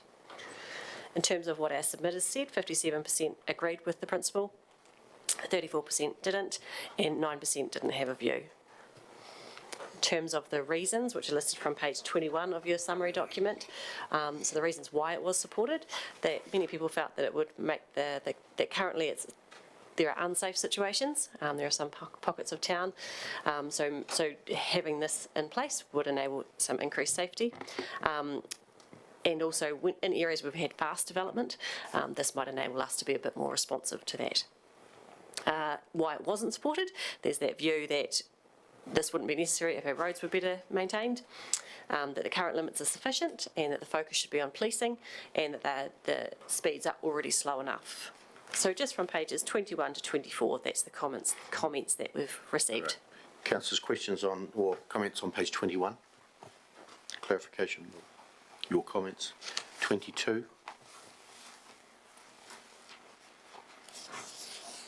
23? Mr Mayor, Roger? the comment made about better or more policing, and I think that is a factor in all these things. What actually can we do other than just keeping in touch with the police and encouraging them? There's really nothing we can do as a council, as a Advocate for the police to... just advocate for the police. Point out certain roads, they need to have a higher presence. Yes, If okay. there's dangerousness, we can do that. Because I think if people are educated and they know that the police might keep an eye on them if they don't abide by the rules, then most people fall into line without too much trouble. So, yeah. Yep, Liz? Martin might be able to answer this, but I think we have two of those movable signs which go around the district to flash up telling you what your speed is as you're coming into town. Mark, you mentioned they're very, very expensive, but is it worth in this case having a couple more of those? I know Mount Somers Citizen Association the other day asked if they could have one going through there. It may not be needed now if they go down to 30 k's outside the school, but is it worth getting a couple more of those to put around the district? Because I think we all know they're really effective, and I know they can record times of when people are going through really fast, and that information can be given to the police. So is that something we could look at in the very near Yes, future? we can look into getting more those speed display signs if the councils want us to do that. We did, Approximate cost, did you know, Martin, approximate? Those are pretty much the same as the variable signs that cost about 10,000 each for the whole unit. and we've currently got two at the moment, and We got 3 of them actually, but we just kind of put one permanently outside Ashburton College and then 2 on rotation. okay, and they're rotated every 3 to 4 months? Yeah, every month it goes to a new location. Oh, okay, yeah, and they are effective, I think, anyway. Good. Caroline? I just want to talk about John Skivington's submission on behalf of the Automobile Association. On page? It's on page 22 of your 22, got it. minute, but it's submission number 51, which is what I'm reading. Yep. He makes the point, which I think is good, that we need to have a system of deciding when we're going to implement speed limit changes. Like, you can't just say, oh, there's a new subdivision out there, let's change it in anticipation. And I think we need to have some sort of level that we communicate with people, or people know what the density level will be, or what the requirement is to alter the speed limit in the developed urban areas. Like, I'm thinking like at the new Trevors Road subdivision, which will be a big subdivision, I don't know that it's right to anticipate that it would be a lot of pedestrians there without actually having some evidence. There aren't high pedestrian numbers sort of anywhere in those, but new subdivisions are generally designed to a different standard to what they were 40, 50, 60 years ago. And so if you look at the old part of Ashburton compared to, Braybrook, for example, the streets are designed differently and designed for lower speeds. And so 40 applies to those, and Strohan Fields is a bit the same. They are a different standard, don't have as wider carriageways, you have footpaths and I understand better crossing points. So that's why they generally not apply really to those my new point, subdivisions. Yeah. But I accept that, what you're saying, but that's not really my point is, I think we need to have a definition of what, we just can't change it willy-nilly. We have to have a standard of achievement that requires implementation of a... Something triggers it. yeah, that's exactly right, thank you. Page 23. 24. 25. General comments? Stop. Tony? Oh, Sorry, I'm just going to hold you back there. So in terms of with this principle of speed management in developed urban areas, I guess the question for elected members is, do you agree with the principle to enable speed management for developed urban areas with a high number of active users, based on the feedback you've received? Any changes? Well, Liz, you're just, Russell. Thank you. So then the submission from the Ashburton Citizens Association would fall into this when they wanted that 30 kilometre an hour zone extended out to Peter Street, I think it was off the top of my head. Would that fall into this category? Yes, it can. It's not really a developed urban area. I mean, it's an urban area and on the fringe of the CBD that's being developed. So, yeah, it's an urban area. So, yeah, I think the intention of this was more to do with new subdivisions coming in, and so you apply the speed limit when the new subdivisions come in, so you don't have to go through the process of adding them. They're included straight away. So. Caroline? Yeah. Submitter Mary O'Brien from the CCS Disability Action Group was very much in favour of this, but mentioned things like medical centres and that type, and other facilities where people go to, libraries and stuff, which is already slow. Is that going to be reflected in this as well? That's not really including this as well, but I think that discussion, along with rest homes and preschools, it needs to be a discussion, including our speed management plan in the future. That it's a whole section in itself, really, how we want to deal with those. And just like they, like schools, we accept that schools should have lower speed limits. Should those facilities have lower speed limits as well? Given that they're used all the time during the day, that sort of thing, particularly medical centre, things like that, they're a bit different, but yeah, that's another discussion. It's not part of this. Yeah. Right, any changes to the draft plan?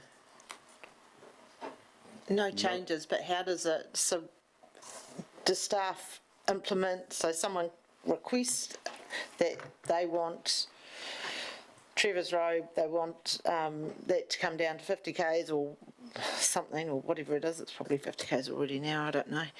And then does it come, does staff make the decision, or does it come to council? Is it? It would be a recommendation from staff, and it would be a decision by council. So you'll have the ultimate say on what that speed limit is. So if a development comes in, or whether it developed a new subdivision, or whatever, it'll still be a decision of council to include that as a 40k area or whatever we're going to include it in. So Okay. Leave as is. Yep. Next one. Or is it another one? Great. This might be one whether you want to tackle after a cup of tea or not. It could be. Do it after a cup of tea. It'll be lunchtime soon. He pushed it. Yep.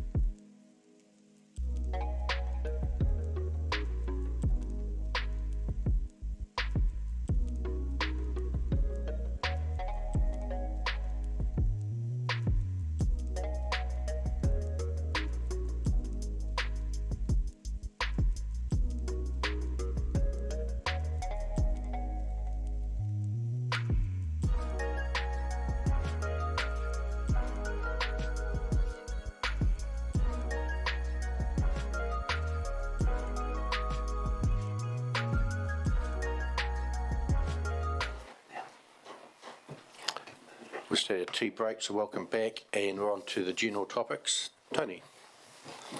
Thank you. So through the submission process, we did receive feedback on a range of other things that were technically probably outside of what we were talking to the community about with the interim speed management plan.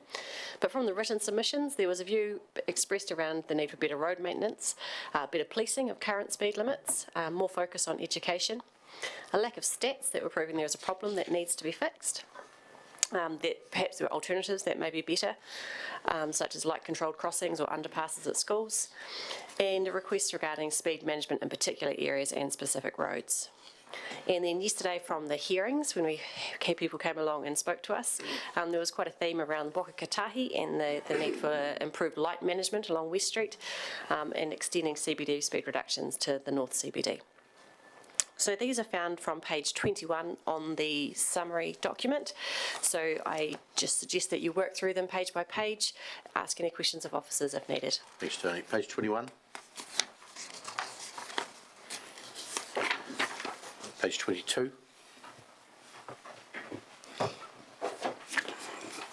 23.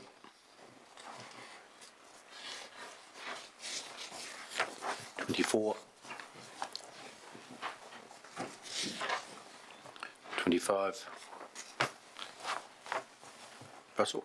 Thank you. Just interestingly there, the Ashburton College note that they would actually like a pedestrian crossing outside their school somewhere.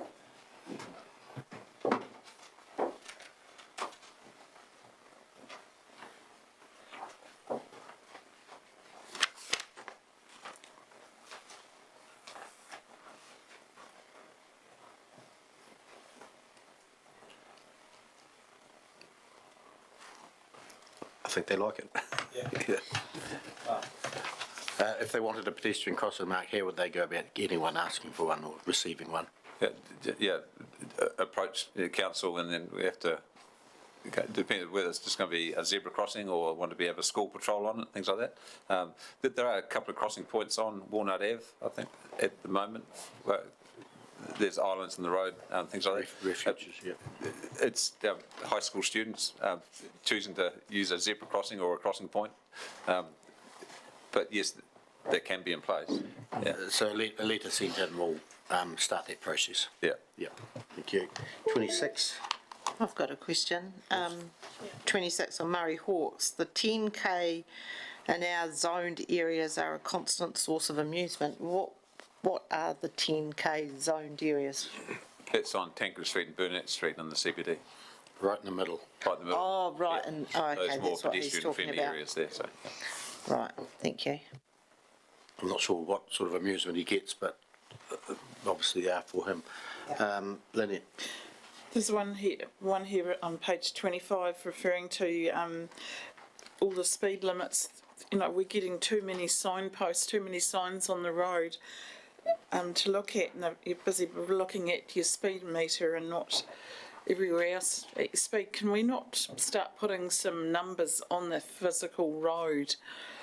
Because when you're driving along in a congested area, if you have 30 on the road, you actually see it. And that's been a concern of a lot of people at intersections and things. There's just so many signage up there. You're trying to watch your speed on your speedo and you're trying to look for signage. But if we could actually physically write on the road some of these limits, they might be obeyed a bit better. How would a council progress that, Mark? We've got the ability to do that now, and a number have, like the CBD has 30 painted on the road. So it's both. If you need to have the signs, you can have on the markings on the road as well. So yeah. I would do both, especially if we're going to go into this with our 30k around the school zones. If it's, well, I think we need to actually physically write it on the roads as well. How would the council progress that? Variable, so you won't be putting signs on the road. Well, we can't get them all variable at the moment, can we? Yeah, we are. Well, we are. Or you're talking general signs, Yeah. not outside All general school. signs, yeah. Haven't got any variable road markings yet, unfortunately. That'd be good though. Yeah, but even other signage, whether we could actually put it on the road. Thoughts, Caroline? Can I make a remark that Donna made from the Ashburton Citizens Association, On page, 34, I think it is. oh, we're not up to 34 yet. I'm not in the summary document. I'm talking about the general topics. I'm on page 26 or 7, is it? It was a verbal submission, Neil. It wasn't a written one. Yep, it's on page 29 of our document. So we're not you wanna going- okay. wait till we get to page 29, then raise it. We're up to 27. Liz, oh, just carry Oh, on. beg your pardon. Yeah, sorry. Just the bottom of that 28, the submitter's mentioning Timwood School and Graham Street not included, and I'm guessing with that new subdivision going in, that area, you'll need to relook at that for variable areas as well. So I'm assuming that all gets taken into account going down the track. Yeah. And the second bridge. 29, Caroline. Thanks. Donna is not in the, as I said, in the written part. Donna mentioned yesterday that council facilities, 20 kilometres an hour at the EA networks and other council facilities, it's a question, should we have a consistent speed limit for council facilities? And I think, or council-owned property, and one of the places she mentioned was Friendship Lane, I think. And there's probably a lot of... It's a road though, isn't it? Yeah, speed limits on in car parks and so aren't covered by currently. There is the facility in the new rule and the new speed limit register to actually have speed limits on other than roads, such as car parks, airport car parks and internal roads. So there is the ability there. The road around Lake Hood, for example, could be included in as well. So that would be a discussion in the next speed management plan. We haven't got in this one, but they can be included in that now. That wasn't the ability before, it was only roads. Now you can have other than roads in there if you choose to include them. So we can impose a speed limit on it. So those 20s aren't, they aren't speed limits. They are something put in to manage the speeds within car parks and things like that at the moment. They're not actually registered speed limits or enforceable. Yeah. Okay, can I ask a question clarification? Speed limit, Friendship Lane is not a road, is that what you're saying, it's a car park? The road. It is It's a road. It's a cul-de-sac. Oh, yeah, Networks is a car park. Yeah. Okay. So that can be reviewed at another time if we, righto, thank you. Phil? Mark, the crossing at Timwood School, it's and it's patrolled after school.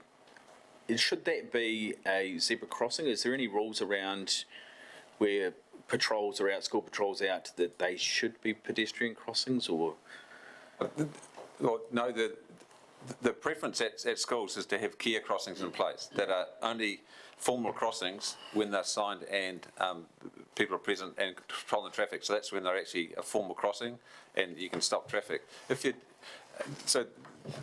just got a zebra crossing that can be used at any time, you can have a school patrol on it, but it's still a zebra crossing the other times. But I'll send some links to the Whakatei, this not the speed management, pedestrian design guide, and that has that in there. And it's doing the care crossings work really well because they're actually only in place and formally there at the busy times for school, and they're patrolled and they're signed and things like that. So the preference is to go away from zebra crossings, given that they're right away, and there's perception that you've got the right to step out in front of traffic and they have to stop for you. I think it's better to stop traffic first and then have people walking across, particularly children. Yeah, thanks. Lynette? Just one submitter here on 28 about Glassworks Road, Davidson Refrigeration and Bridge Street. Have we got issues up on that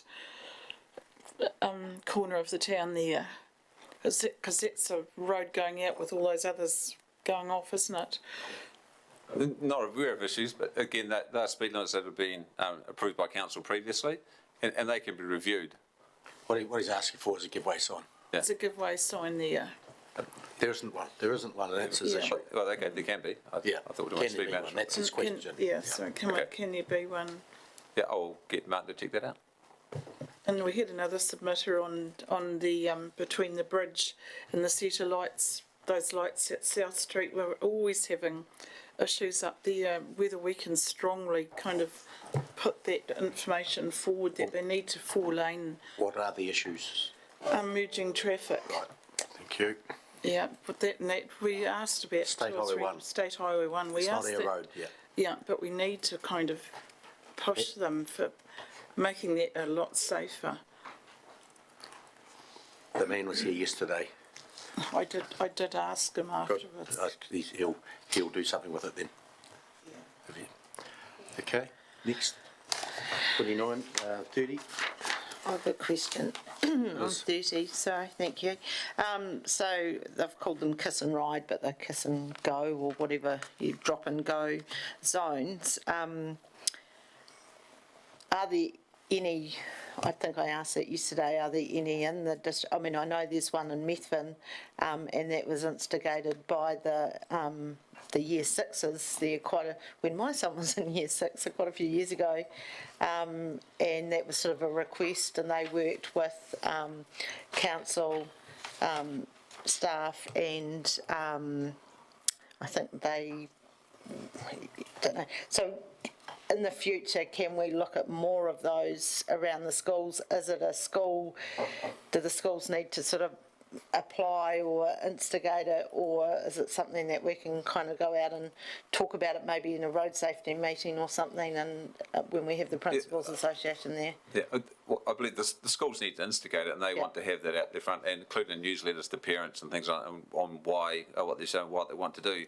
I got reference yesterday, and there are a few in Selwyn, in Rolleston Township. There was 2 or 3 schools that did it, and the school road safety coordinator, it was a role that was there, so they actually worked with the schools on that and talked to them about. So that's how it started. The schools approached them, and that was what got done as a result of it. Yeah. So from council's point of view, it's pretty much supplying the signs and having them installed is the cost of it. It just needs the schools to inform parents and think about what the meaning of it is and why it's there. It's just to get them children dropped off and move away quicker, rather than actually just parking out front and waiting there for a long time.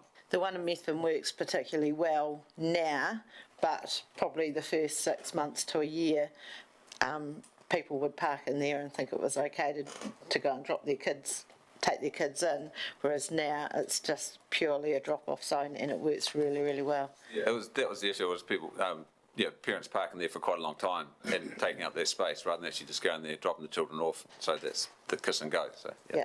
So it's maybe something we could bring up at a road safety meeting. Okay. Yeah, and when a school redevelops is the time to probably install them, and the Ashburton College say it'll be 2 to 3 years before they get their one in for their development. At page 30, 31.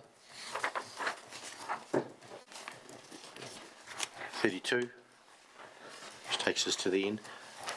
On the workboard, the Wakakatei light management, I think we're just going to get some info off Wakakatei. I think we decided there, what is the sequencing at the moment, and does it need changing at all? All those things taken into account.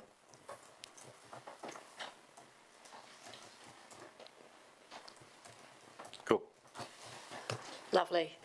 Thank you very much. I know that's been a big process. So from there, Tony? So from here, we'll go away and put all those into a report to council, which comes back to you to ratify at a council meeting. So we've got the direction that we need now, and Mark and his team will no doubt be busy with the school zone side of things as well and working out next steps there. So thank you very much. If I could have a couple of minutes just to get ready for the next Okay, we'll just session. break for a couple of minutes and come back for the draft use of the footpaths for al fresco dining policy.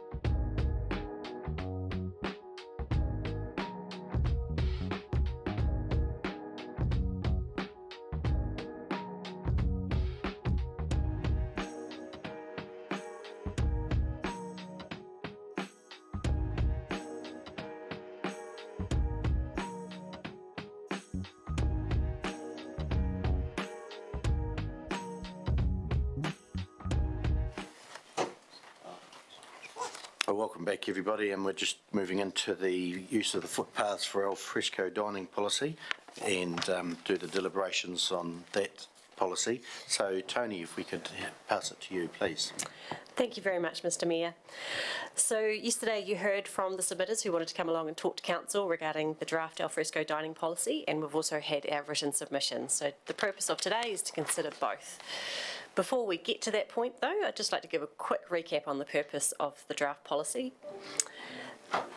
The policy sets out conditions that need to be met when a business wishes to make use of an area of a public footpath to allow patrons to dine with or without alcohol. We know that alfresco dining can help bring vibrancy to an area, and we want to ensure these areas are properly managed for the safety and enjoyment of the community.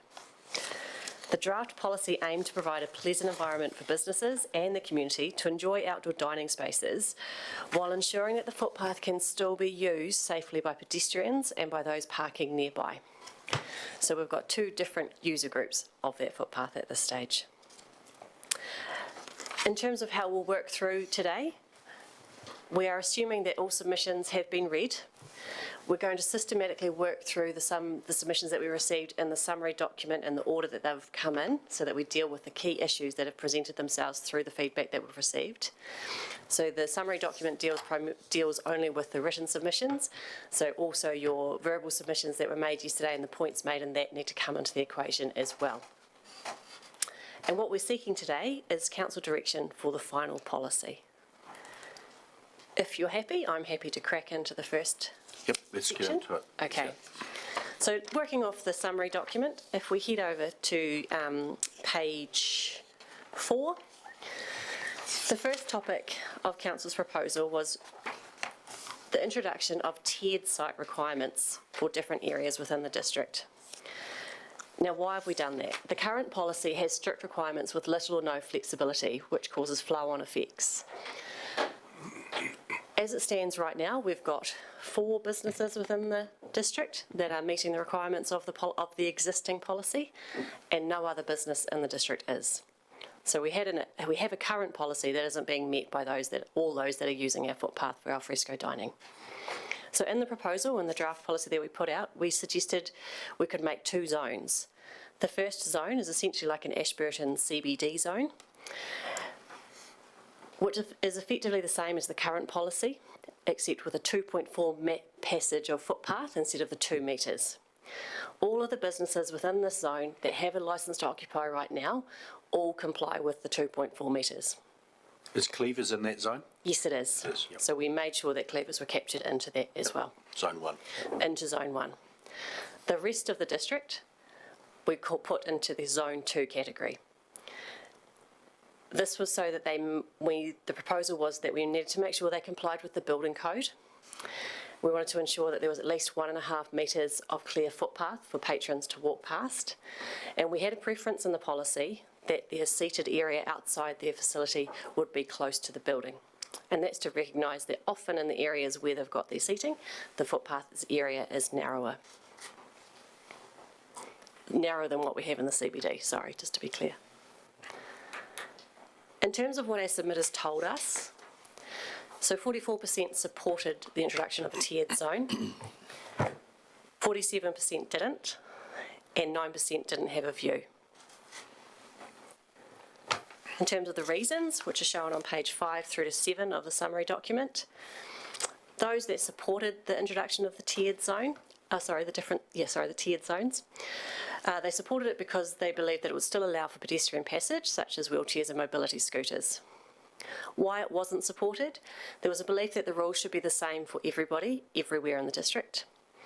There was also a view that every business has different needs and should be able to submit proposals rather than be forced into a zoning type rule base. And there was also a view expressed that the proposal makes it harder for businesses who have already had a hard few years.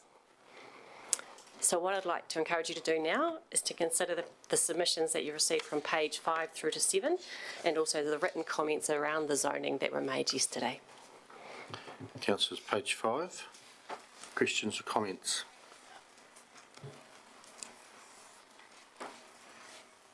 Can I ask a question, yep. please? The first submitted there, Hospitality New Zealand, asking to clearly define Zone 1 and 2. For Zone 1, that's obviously Ashburton CBD, so I'm guessing that Zone 2 realistically only really covers Tynwald and maybe Methven as well. Are there any, like, I don't know, Mount Somers, So it would cover Mount Somers and Staveley. So it also covers like sort of the Triangle Espresso Cafe up at the Ellington shops where Right. was Bedrock. So those kind of areas. So that would be considered Zone 2. And yeah, so it's the CBD is Zone 1. And Plus Cleavers. Plus Cleavers. Yep. So we put maps in the showing saw the that, area. yep. And the rest is Zone 2. Rest of the district. Rest of the district. Yep. And they just need 1.5 metre clear footpath and preference for seating to be against the building. Yes, but like so the Blue Pub that spoke yesterday, we would work with them because they already have an existing outdoor dining area, so we would work with them we wouldn't be saying to them, you've got to move your outdoor dining against the building because they've got a set up already. So there'll be some flexibility for those kind of businesses. Does our policy give you that flexibility? There is officers' discretion. So clause 6.11 states that council's officers may exercise discretion in regards to site requirements on a case-by-case basis. And that's in relation to other requirements for zones 1 and 2. Thank you. Just another question. You mentioned there's only 4 businesses meeting requirements at the moment. Are they the only 4 businesses that are being charged for that space? That's correct. That's correct. Yeah. Yes. Yeah. And just further to that, so they're being charged that through having a licence to occupy, which is $247 per year. And that is reviewed annually through the annual plan. So, and councillors get to do that. Yes, it is. So that's a charge that's set through the fees and charges and the annual plan.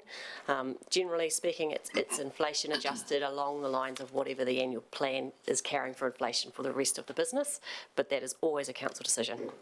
Yeah. So hence it can't be part of this policy. No, hence why we can't set that here. It has to be done through that mechanism.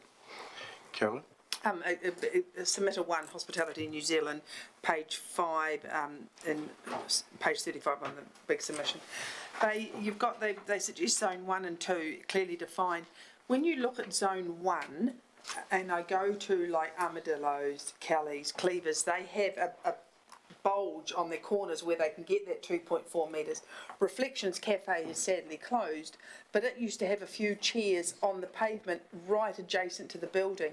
There would not be, I doubt, 2.4 metres of width to allow the footpath would be 2.4 metres, but you couldn't have 2 metres of tables and chairs. For example, if someone wanted to open up a new restaurant in any area other than a corner or a burgeoning bit of the footpath. So how do you anticipate encouraging business development or hospitality and development in the CBD unless we can't meet those requirements? You know, how would that work? They'd need to do it within their own footprint. So do you remember, can I talk? Yes. You remember Reflections Cafe? And it had a couple of seats, little box seats, outside directly on their wall, so not on the traffic edge of the footpath, which is not stated in zone, and they're in Zone 1. So that doesn't comply, for one thing. No. And then, so they've got to move it out to the footpath on the edge where the bumpy bit is, you know, the bricks. But that's only about that wide, so you can only put one person there. So you couldn't put a metre table with 4 people sitting down there unless you went parallel to the building, so your backside would be just about sitting in the gutter, or in the garden.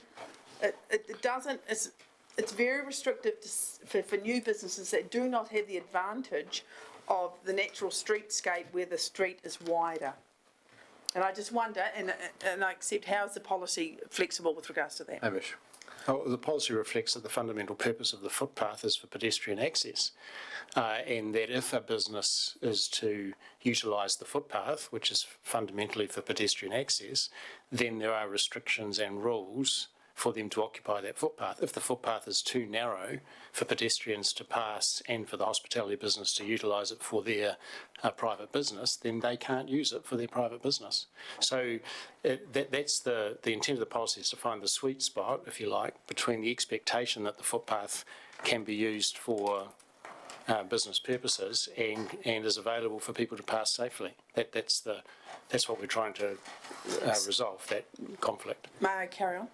Thank you. So with regards to, we'll just go back to Reflections example, would they be under existing use? So if they were now going on and they didn't pay for their footpath, but they accepted the fees and charges, and they had their seats adjacent to their building, not out on the bumpy bit, what would happen to them now?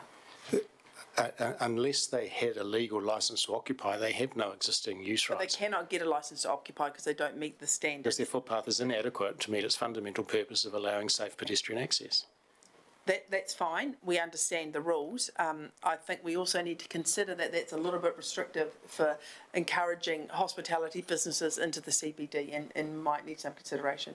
Well, and hence this debate. But the policy is trying to acknowledge the purpose of a footpath and give some rights under certain restrictions and conditions to hospitality businesses so they can thrive as well.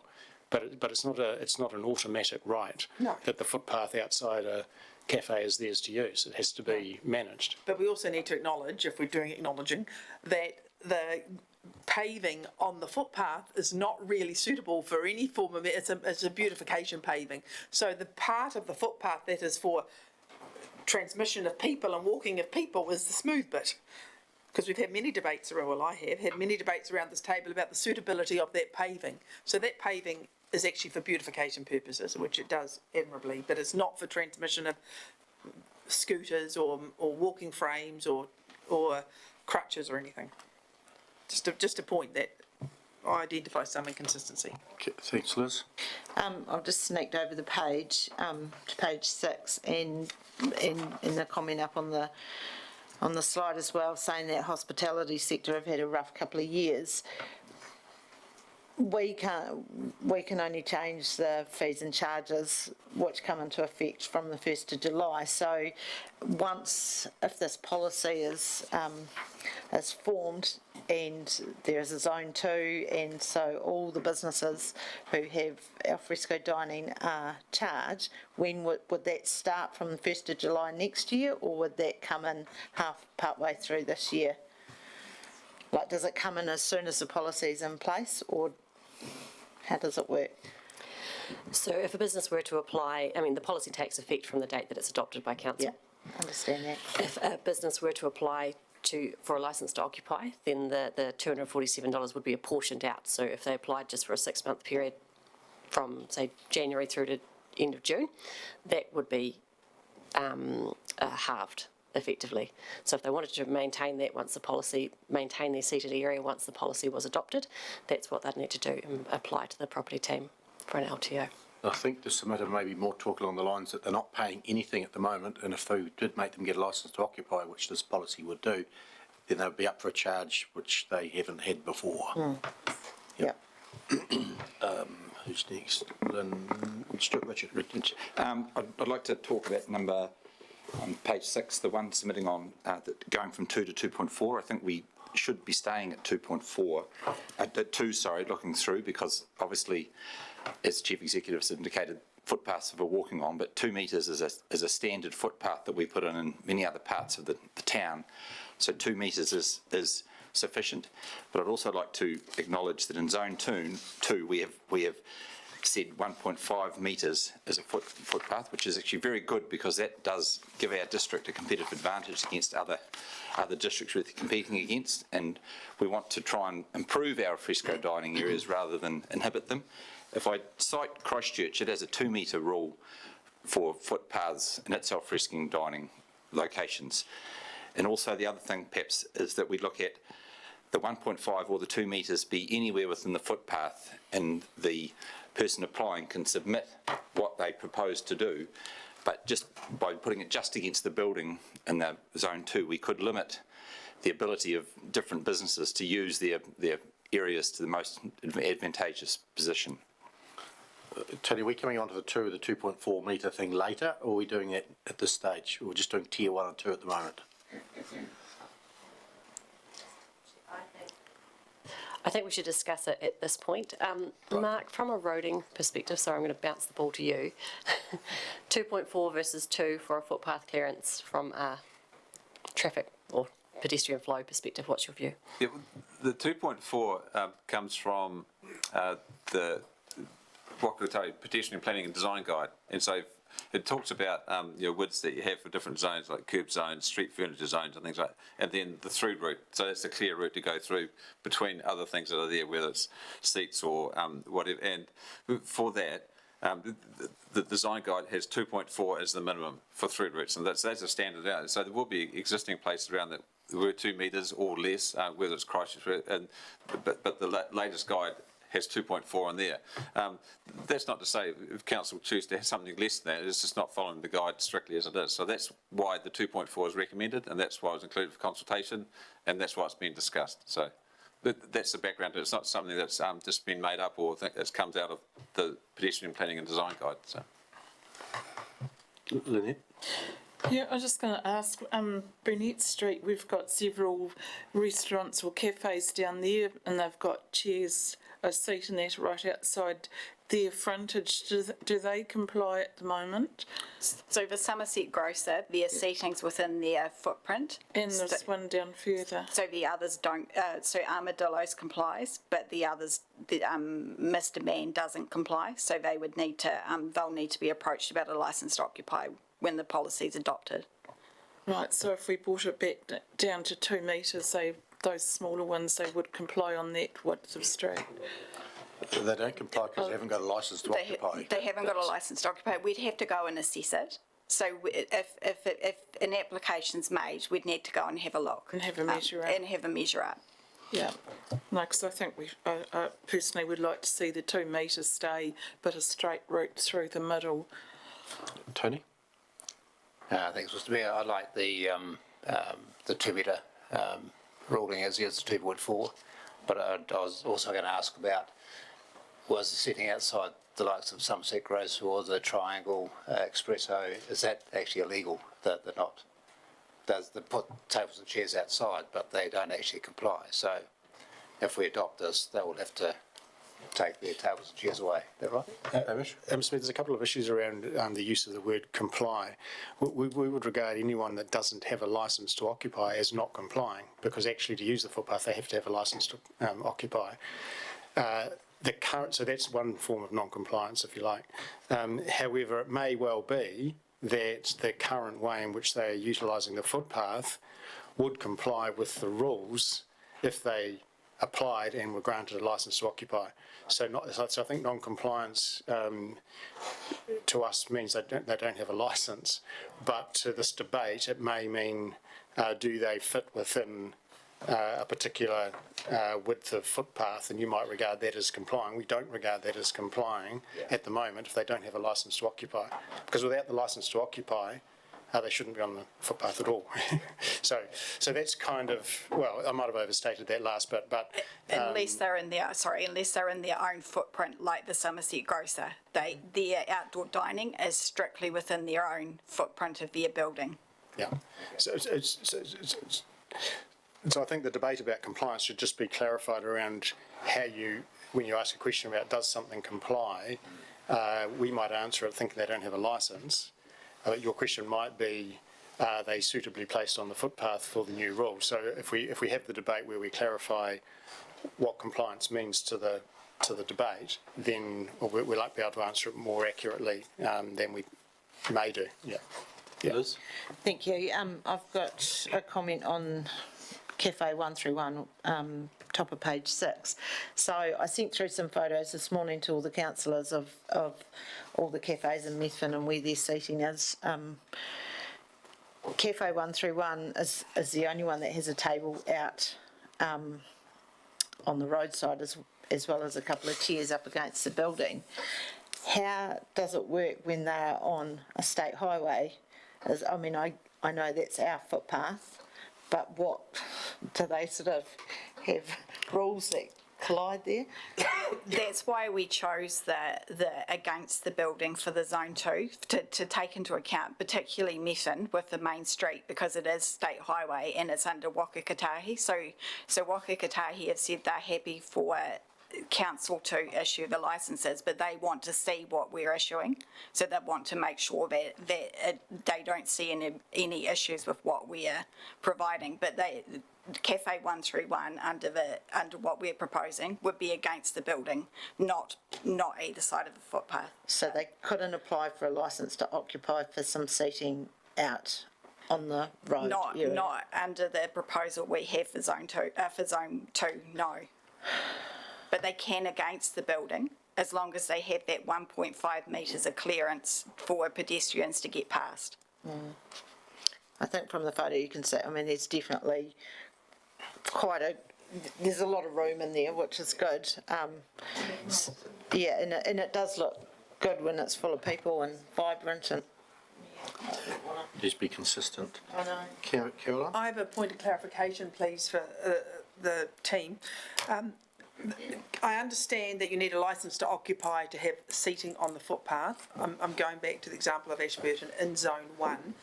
And I understand you cannot get a licence to occupy as the proposal stands unless your footpath is 2.4 metres wide and you have your seating adjacent to the road as opposed to adjacent to the building. I understand that as a current proposal. And when I read the proposal, the officers have flexibility. Is there flexibility in that, or is that a carte blanche rule? Like if Mr. Mann wanted to put some chairs out on his footpath because he's not blessed with the streetscape that gives him extra room, or is that a fait accompli? That's the deal. We'd have to clarify with planning, but I believe the current 2 metre rule is a district plan rule. But I'd have to, I would have referred it to Ian. So with regards to where the seating is there flexibility in your decision making through the chair for that? So my recollection of the district plan, and I'd have to clarify, is that there has to be a clear line of sight along the footpath. So if you're standing at Tancred Street looking down, there's a clear line of sight, and I guess I'm assuming, but I'll have to clarify, is to stop pedestrians having to weave in and out. Which is reasonable. Yeah. I mean, I think we've seen some examples where they don't have to weave in and out wherever the seating, like, for example, for reflections, they didn't have to weave in and out. They're banged against. I do not support the 2.4 metre wide footpath rule, and I do not support the absolute entrenched, no flexibility in the administration of the requirements. If it's 2 metres in a district plan, the district plan takes precedence to this policy, does it not?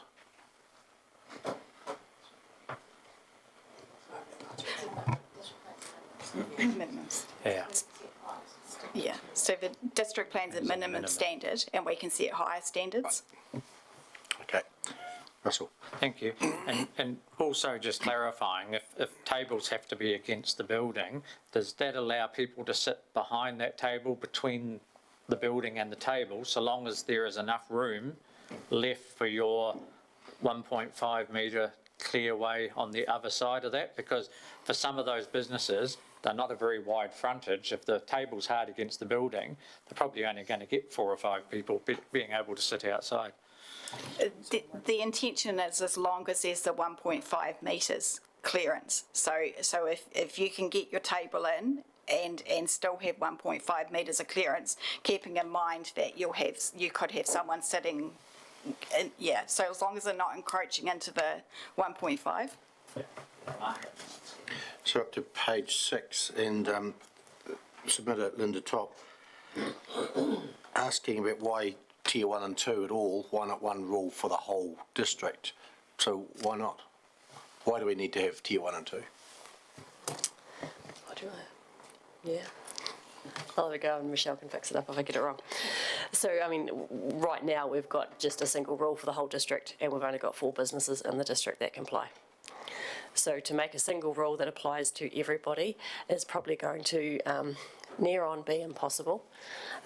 Otherwise, you'd almost run into the reasoning of why not just accept proposals from each business and assess them on their merit at that point in time. But then you run into the risk of you lose standardisation, you lose the look and feel of an area. You could actually run into the risk of the footpath no longer being useful for its original purpose, which is to convey people on foot from A to B. If we had the 2 metre rule instead of 2.4, then they would all comply throughout the district. No? So likes of a Triangle Espresso wouldn't comply, they wouldn't be able to comply. And some of the businesses in Methven, without going out and assessing the businesses in Methven, I think it would be challenging to do the 2 metre rule. So by having 2 tiers, it could make it easier for those ones in tier 2, more beneficial for them to have 2 tiers. That was the intention, to not restrict it for those businesses that want outdoor dining but can't comply to tier or the current policy. Yes. And possibly because council has turned a blind eye to the businesses that aren't complying, we're having this issue being perhaps exacerbated versus if they understood and were aware of there are some rules that apply to using our footpath. Yep. Liz? I'm going back to Cafe 131 again, and I'm looking at the photo. I mean, there's very clear view right between the table out the front and the tables up against the building, and I'm concerned that if we class them as in tier 2 and don't give them the option to have the outdoor seating, that we're going to lose a lot of vibrancy in the Methven CBD, and it may be the same with a lot of the places around here. So I'm wondering, yes, keep the 2 tiers, but you have tier 2 with an option of applying when relevant for extra seating. I don't know. Discretion. That's going to, discretion, I suppose. And Mr Mayor, is the discretion that you're thinking of where the footpath is sufficiently wide to allow seating adjacent to the building and further out, accepting the issue of the state highway, which Waka Kotahi has a view on? Yeah. Yeah. Carolyn? And that would be for both tier 1 and tier 2, that discretion. Not because Methven is enjoying the position of being in tier 2, Ashburton is in tier 1. Only the CBD. Only the CBD. Only the CBD, yeah. But there's a lot of businesses in town, and we're trying to encourage people to return to Ashburton. That's a severe, if you cannot, I mean, it adds a vibrancy as per Bill's submission yesterday. It adds a vibrancy to the town to have people out on the streets, and we saw the photographs that he sent around showing that nobody was in the town except for those people outside the hospitality facilities. I think to limit the potential scope of future investment in Ashburton is not a good thing from the council after investing, as we've heard, $17 million on the CBD. There are a range of issues for council to take into account, in my view, and included in these submissions are comments from members of our community who don't want to walk through people eating and drinking on the footpath. So there's the vibrancy issue, there's the business viability issue, there's the width of the footpath, and then there's a view from some in the community who don't want to be walking through people having their lunch or anything else. So council's trying to weigh up all those views in coming to a policy. Phil? Thank you, Mr Mayor. The 1.5 compared to the 2 metres in the CBD, is that all about the number of pedestrians? No, it's about footpath size. Right. Yeah. Page 7, any questions on that?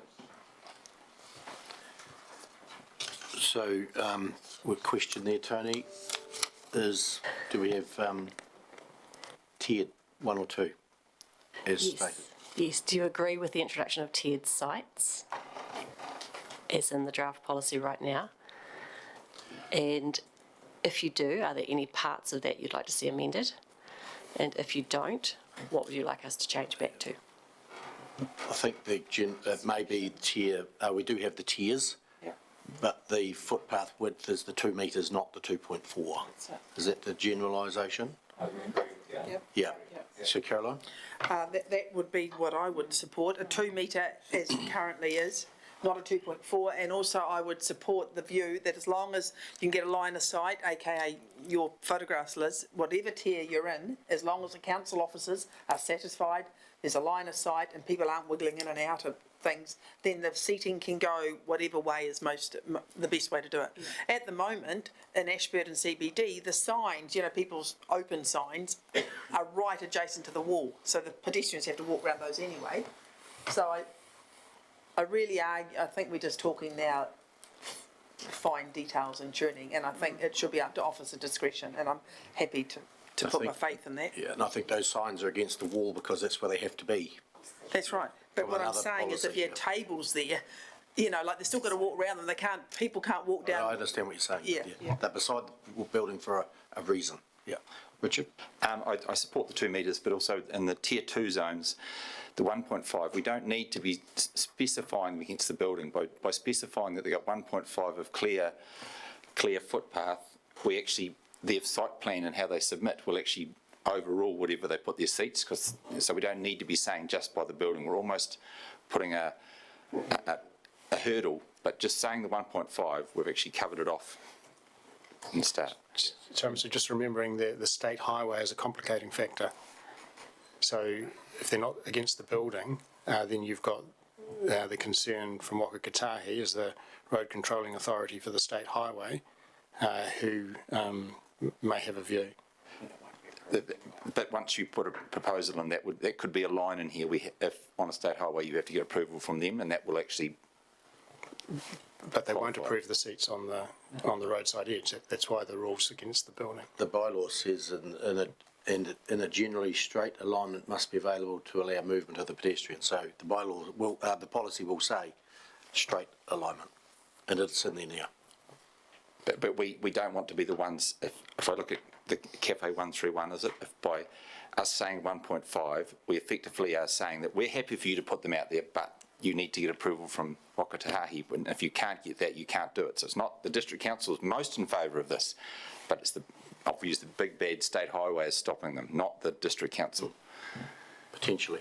Yeah, you are putting that business through another bureaucratic application and hoop where they could get certainty from the council and know what the rules are, but up to council.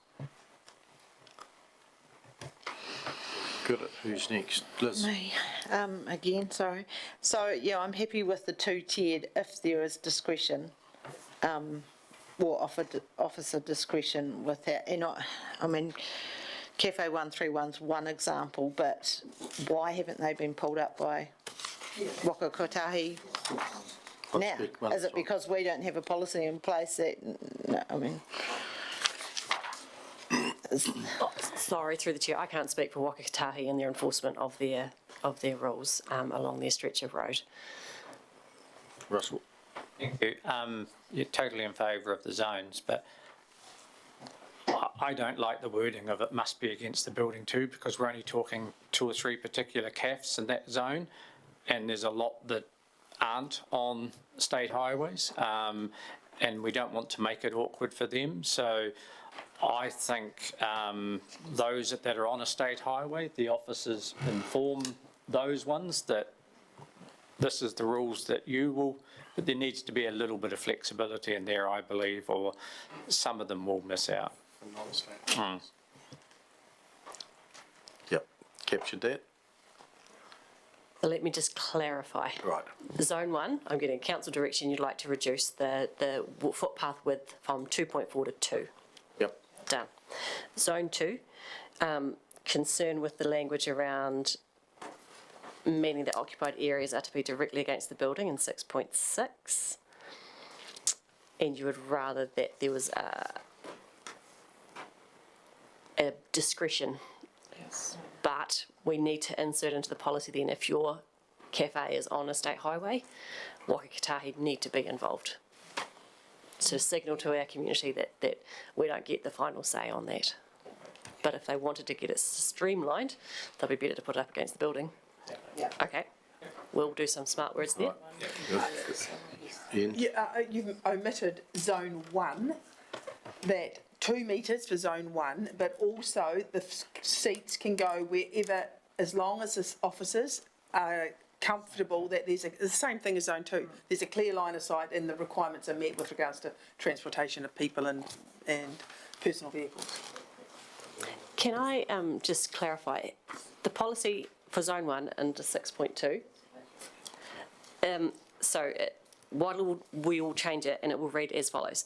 A clear passage of 2 metres wide in a generally straight alignment must be available to allow movement of pedestrians from the edge of the existing building to the proposed occupied area, or from the edge of the proposed occupied area to the curb, or between 2 occupied areas. Thank you, Tony. Perfect. Thank you. If you go next to the curb, it will require a wind barrier, won't it? That's part of it. Part of it, yeah. They're aware of that, or would be aware of that, yeah.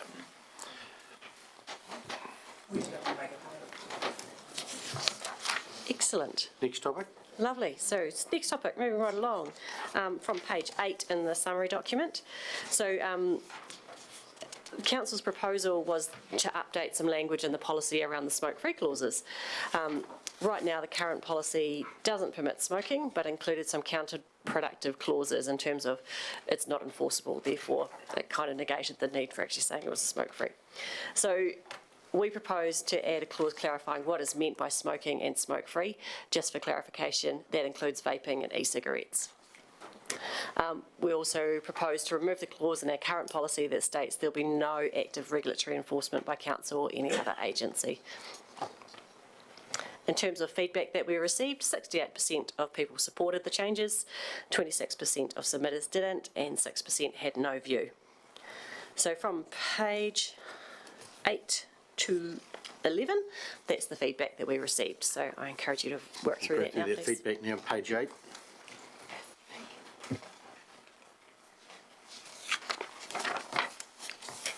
Page 9.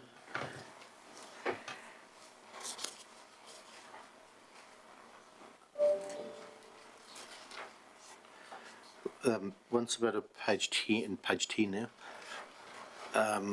Notes there should be ashtrays available if people wish to smoke outside the dining areas, but they don't. So we heard from a submitter yesterday also they flicked them into the gutter. And I know in the CBD some years ago there used to be the old stainless steel bolted on the building, and I think we removed them under smoke-free or the Cancer Society. Someone said you shouldn't have them, so they were gone. Was that a good thing? Yeah. Should we have them or should we not? Where did they dispose of a cigarette butt if they are outside the alfresco dining? Yeah. And my understanding, Mr Mayor, is when those ashtrays were installed, we got considerable negative feedback from the Cancer Society in particular, but all those who supported smoke-free, as in fact it was making it easier to smoke, it was making it visible, it was encouraging it, etc., etc. And it's a little bit like the argument of putting perhaps rubbish bins in reserves. It tends to encourage people to put the rubbish, whereas we don't want, want people to take their own rubbish home and dispose of it themselves. So our own experience suggests that the ashtrays was quite negatively received by smoke-free. Counter that, of course, is we've heard from those that are quite happy with those areas to be smoking, that ashtrays would make it easier for the smokers to dispose of butts, etc. So that's the debate. Yep. Lynette? We heard from a submitter yesterday that, and we, for yourself, you see cigarette butts in their gardens. Is it fair for the business owners and their employees to go out there and pick the butts up out of their gardens? Looking at it health and safety wise, if businesses were allowed to put an ashtray or something there, at least they'd put them in there. Because throwing butts in there amongst their grasses, and they could catch fire at some stage if they got dry. And then the other one was the liquor licence gave the Blue Pub, they were allowed to smoke in their outdoor area. So who rules, us or the liquor licensing trust? can we override that to say there's no smoking, or because they're allowed to smoke? Who takes precedent? It wasn't the liquor licensing that said that they could smoke. The submitter said it was the health department did an assessment. Our policy is there's no smoking in outdoor dining areas. I would expect that it's the cafe's responsibility or pub to make sure that if their patrons are throwing butts in the garden or leaving them in the footpath or throwing them in the gutter, that they pick them up. Like they clear tables after their patrons, if patrons throw their paper coffee cups, it's their responsibility. That's the obligation they take having a licence to occupy. Caroline? I totally support that view. I think that's it. We're a smoke-free community. We're the Domain smoke-free now. Everything is smoke-free. I just want to go back to the Blue Pub submitter. So the submitters were concerned that people aren't able to smoke in the dining area after dining, but they're allowed to from the health and safety requirements and meeting the legislative requirements around no smoking indoors. Is that on council property? Is that, like, how can we regulate their? So the Blue Pub's outdoor dining area is on road reserve. So Okay. So that's how that would fit under council's policy, that there's no smoking in our outdoor dining They've got areas. a whole lot of outdoor dining areas around about, haven't they? Was that the Blue Pub, Liz, or was it the Brown Pub? One of the pubs had a whole lot of. Is it all on council land? Is that all? No. So they could go to the east or the west or whatever and smoke. Okay. But they do have some of their land is in the footpath at the south end. That's where the submitter was talking about. We use some of theirs and they use some of ours. And Yeah, that there. Well, yeah. I think we have a tree and some paving stones, from what I could see from the aerials. So On the south side of the Blue Pub, yeah. Yeah. Okay. How do we resolve that? Richard? I'll refer to the Blue Pub in Methven again. They are complying with the smoke-free legislation with their having the health department certify their smoke-free area. If I change from smoking to vaping, because smoking has butts, vaping doesn't, a vapour under the smoke-free legislation would be allowed to vape on the footpath outside the area, but not inside our area. Is that correct? No, we don't distinguish between smoking and vaping in terms of prohibiting it. But on the standard footpath, are you allowed to vape on a footpath in the Ashburton District? And you can smoke on a footpath too. And you can smoke. That's right. So there's no distinction in our policy. We included vaping in our no smoking policy. But the alfresco dining is the only place we're trying to catch to enact the smoke-free or the vape-free area, and we're only doing it on those businesses in that area. We're going to force the vapors and the smokers out onto the footpath. And the butts is a different issue, that's littering, but I see that the vaping in all of these areas, someone will have their dinner, finish their dinner, walk outside the area and vape on the footpath. Which I don't know whether it's a good idea. If the person has gone to the effort and the expense of enacting,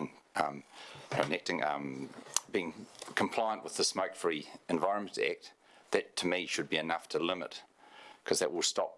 That should be enough to limit, as if us as a limit.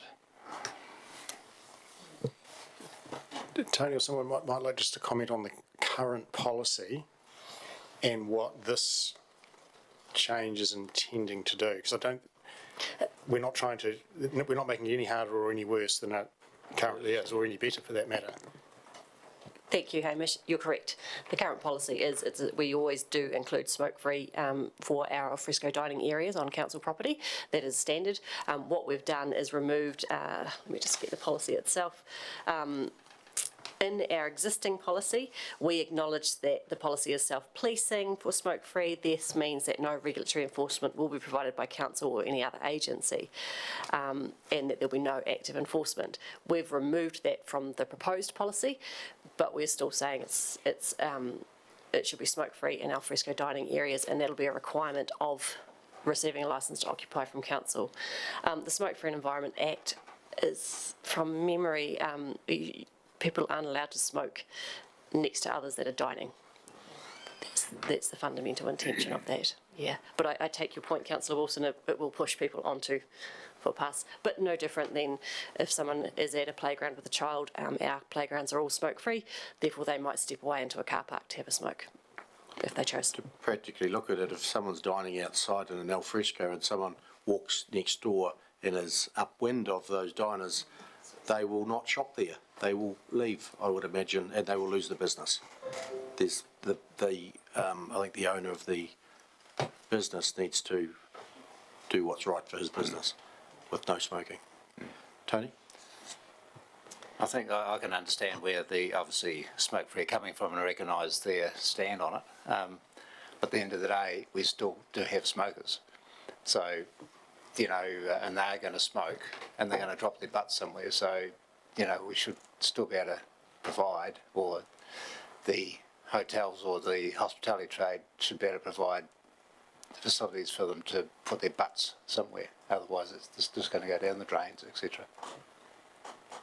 They need to be responsible about what you do with your wrapper off your ice cream when you've opened it up. Do you biff it in the gutter or do you put it in a bin? Or you do something else with it yourself? That's right. It's your responsibility. Richard?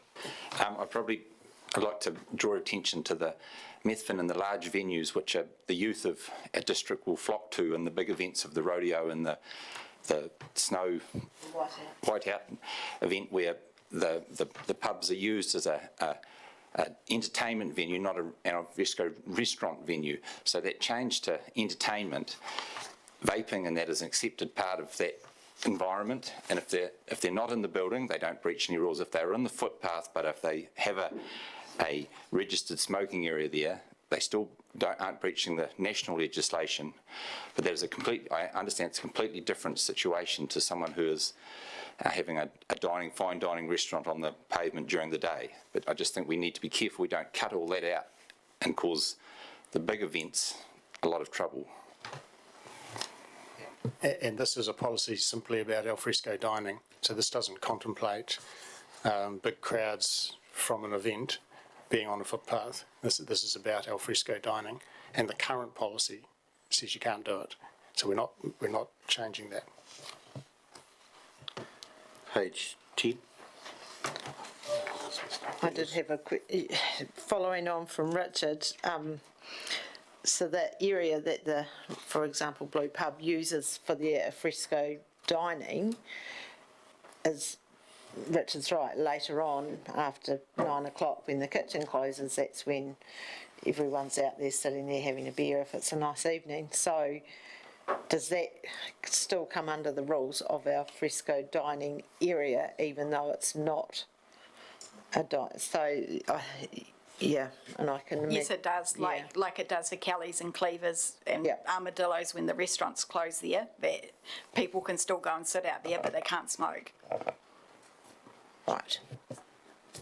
I would just like to add that at all times that a licensed premises is selling and supplying alcohol, food has to be available. So somebody could be out there eating at any time that the licensed premises is open.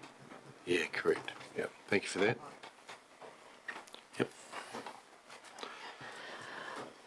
Okay, so based on the feedback that we've received on the updated smoke-free clauses, do you wish to make any changes to the smoke-free clauses in the draft policy based on that feedback? Leave as is, or with smoke? Yep. Everyone agree? As proposed, yeah. Yep. Thank you. Marvellous. The third topic that came through in the summary of the submissions is starting on page 12. This was on the introduction of a section on the ownership of structures. Basically, this is a new section in the policy that was included to provide clarity. What we've included in the draft policy is that the structure remains the property of the person or the business who installed it. The footpath remains the property of council.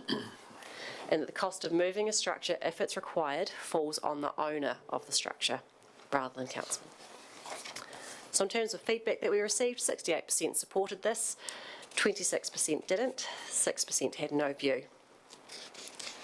Those that supported it believed that it sounded reasonable and fair and that owners should be responsible for their structures. Those that didn't support it thought that council should support businesses if required to move structures for any groundworks. Feedback can be found from page 13 and 14 of the summary document. Russell? Thank you.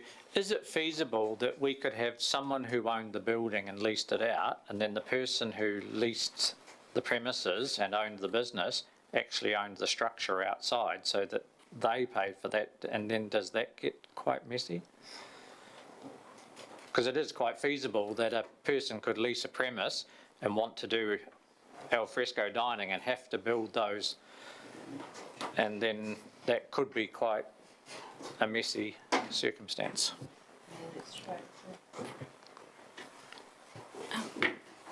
You're correct, that could be messy, but it's messy for the business owners and from their perspective. So when they come to sell the business, they're going to have to document that between themselves. So council only has a licence to occupy with the person who applies for it. And that licence to occupy, as proposed in the policy, will terminate on the change of ownership of the business. So again, it becomes basically the business owner's problem to answer. But not for us. Yeah, that's right, not. Not for us. If that structure is not owned by the person who owns the building and the business ceases to exist, suddenly they walk away and there's a structure on the footpath that basically no one owns. Someone would have to remove it. Yeah, but who? Because if he went into receivership as the owner of the business, he'll have no money to do it. So that's just, there's a risk there, that's all I'm... They're not massive structures, I think. Caroline? I don't think that the risk is any greater as to whoever owns it. The risk could be the same whether you own it or don't own it, whether you lease or don't lease. You can still be insolvent and or bankrupt. So I think that's the same, and that would be between the tenant and the landlord. That would be a personal arrangement. Page 14.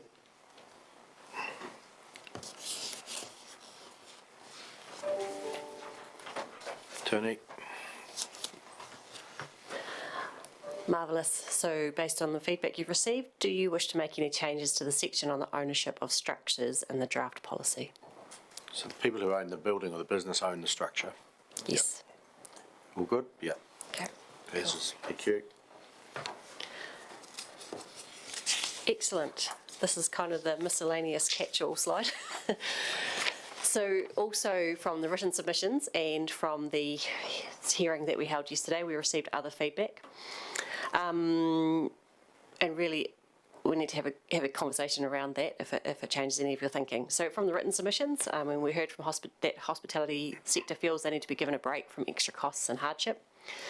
They feel that the review period, which is listed in the section 9 of the policy, should be increased to 14 days instead of 7. That they believe that the current policy works well and there's no need for change. They believe that licences should be able to be transferred with the sale of business. There was a suggestion to defer the proposal for 1 year considering the state of the hospitality industry. A need for more ashtrays and cigarette butt receptacles. I could have taken that one out, sorry. And also the 2 metre passage is sufficient, which we've also dealt with. We've done those too, Yeah. Also, yesterday's hearing just showed that there's quite a bit of confusion around fees and charges and how they're set and the process associated with those, and also the confusion with the zones, which I think we've addressed earlier. But from page 15 through to page 19, that's the general comments section. If you could give a review of those, please.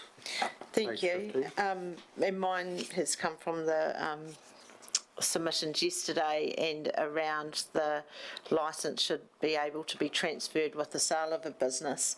We heard of a couple of examples yesterday where the liquor licence and the gambling licence, there's like a 3-month or 6-month temporary licence after the change of ownership, and I was wondering if maybe we could do something similar to that, have a temporary licence in place for people who sell their business, whether that would work.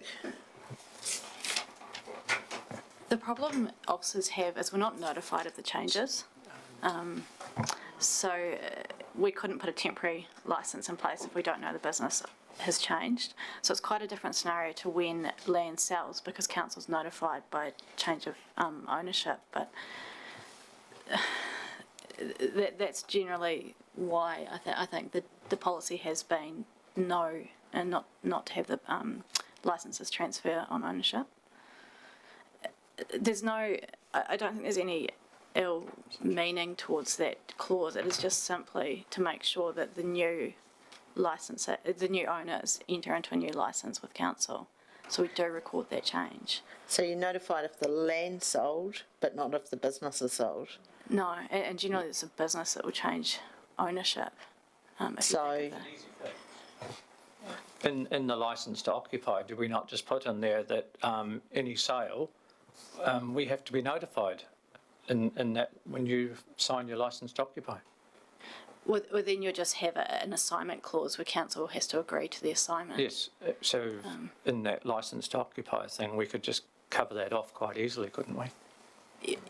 We could, but the problem we have is we still wouldn't necessarily be notified, so. Yeah, as Michelle was saying, generally the first officers will hear about it is because the invoice will still go out to the previous owners, the annual fee, because we've never been told of the change of ownership. I think Russell's suggestion, or even yours, Tanya, when that the licence gets transferred, it's a condition of getting the licence that it must be transferred. They must notify us that Yeah. and they agree to their licence to occupy. I'm sure with the businesses being transferred, the legal people will be picking up on that. It's a requirement there to notify, and if you don't, you could lose it. So it's also a requirement for them to notify us if they want to surrender because they're selling the business, but we don't get notified. So that's the issue we face. Yeah. Well, if you no Can't longer make them need a do- licence to occupy, you need to tell council. Yep. But we don't get that notification now. So how does the liquor licensing work? Julie? Apologies, I didn't introduce myself before. I'm the licensing inspector. So with regards to the liquor licence, yes, a temporary authority is applied for by the new business. So it is not something that is sent to us by the previous business. So the new business owners still have to apply for that temporary authority so they can trade whilst they are gathering all their information for their substantive licence. So in effect, it's a new business. But I think the problem is that everybody knows that you cannot sell alcohol without a licence, but it doesn't work the same way with this policy. In my view, I mean, everybody knows, whereas not everybody knows that they need a licence to occupy. I believe that's the biggest difference. Because that seems reasonably punitive, the current policy. Surely that seems a simple fix. Surely there must be a way around that. Like sending a notice out to all the bars and say, if you sell, they need to get licensed. Only those with a licence to occupy. Yeah.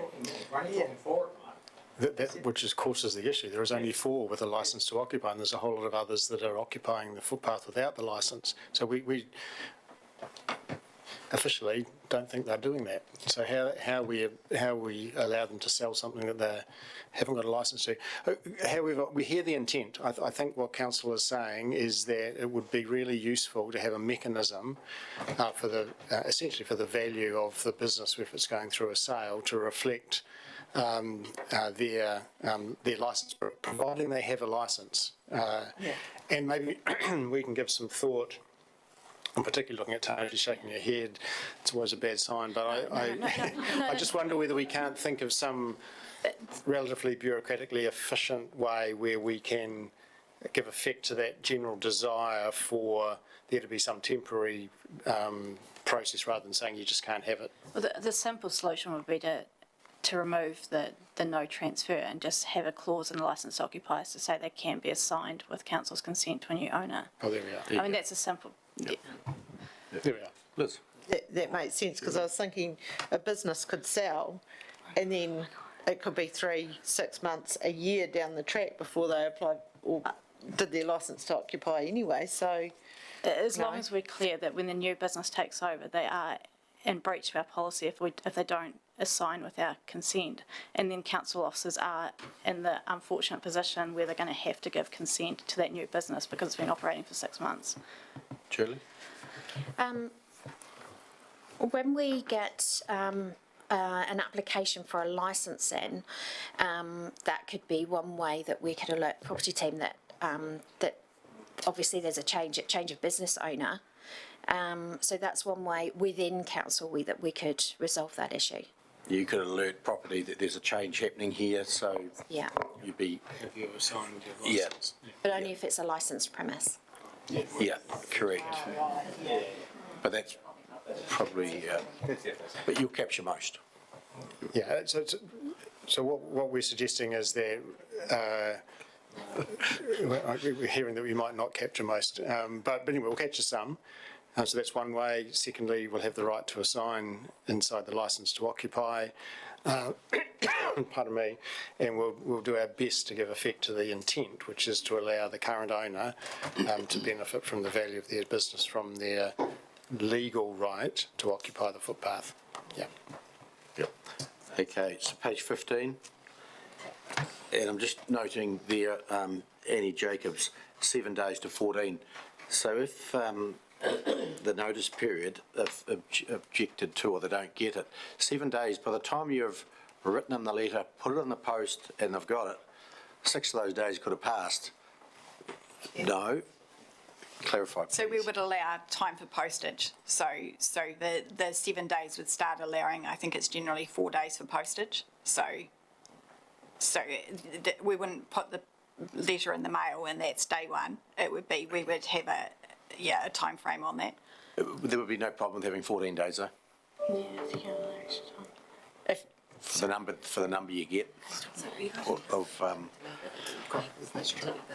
Yeah, that's a concern.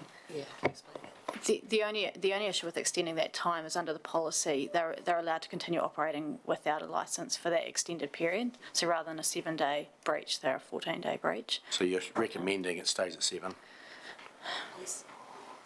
I mean, reflecting on the discussion, that 7 days could be held, and it is quite a short period of time. So 7 working days more. Yeah. Or 7 to, or 10 working days? 10 working days. 10 working days? Yeah. Yep. Yeah. I mean, the reality is officers aren't that unreasonable. They would try and work with the. With 10 working days. 10 working days. Reasonable. All noted that, thanks. Page 16. Caroline? I'm looking now at the Blue and Brown Pub, Den Bars and Debian. They said that What page are you on? Page 15. Yep.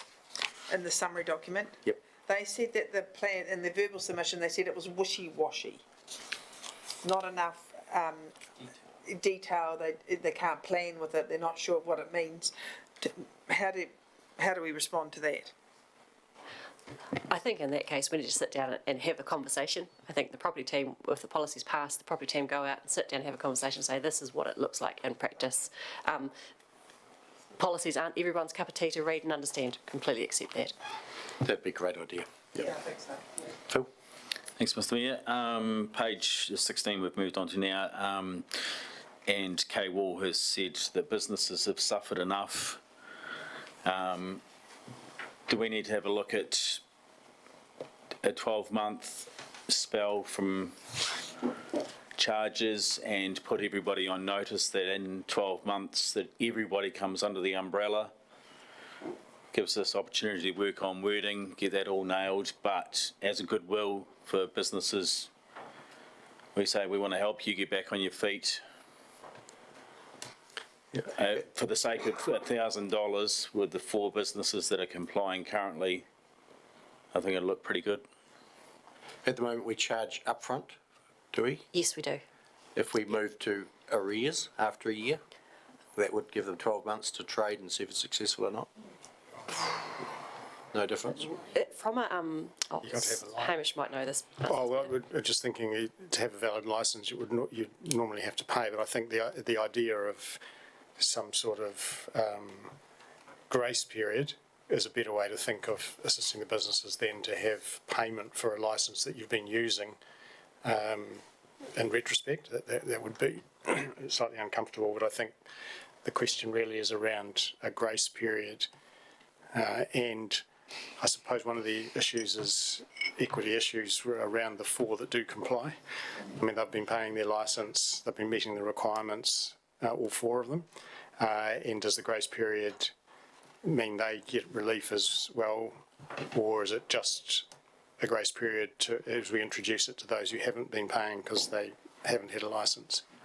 But that's the debate for council to have. Yeah, I think Leanne's got a perspective too from finance side. Just from a finance point, we would need to ensure that it ties in with the 1 July 30 June as one point, because that's when council adopt their fees and charges. And secondly, we have a number of fees and charges for a number of activities. Where do you draw the line on that grace period? I guess we could be using now to 1 July to give people a heads up, and this is where we'll be moving. But we really need to get our fees up front, otherwise we're going to add the burden of trying to find cost recovery. Okay, so it's from the 1st July 23, so you've got now till then complimentary. Gaining traction? That was going to be my suggestion, to start the fees from the 1st of July 23, and we heard from, and I think it was Deb and Trev yesterday, saying that they would like the fees set for 2 to 3 years. I don't know how we would do that, because obviously we review them every year, but I suppose it was sort of making sure that it wasn't going to go up $100 each time, and we know when we set fees that usually it's quite a small increase. Sort of in line with inflation. Yeah. So I guess if we just sort of say that that's how it will move forward, but I would like to see the fees start from 1st of July 23 and maybe work out how we, I mean. Only for the new licence to occupy. Well, that's the thing, I think. The others will have already paid them. Caroline? Oh, Leanne?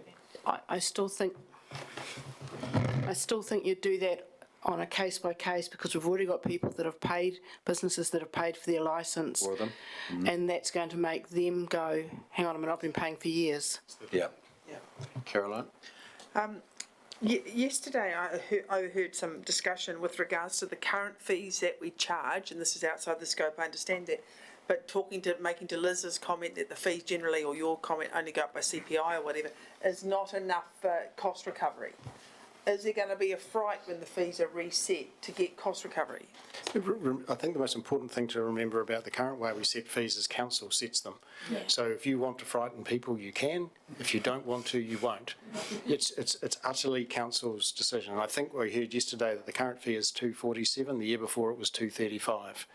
So that's if my memory's right, Michelle's nodding, that was the level of increase through the annual plan fee setting process last year. That's the background to that, but council's in control of that. Phil? Thank you. Should licensed premises be paying more than cafes for their outside area, then they have the ability to make more per person sitting in that spot than a cafe, or is that outside our... Would that be a fees and charges decision?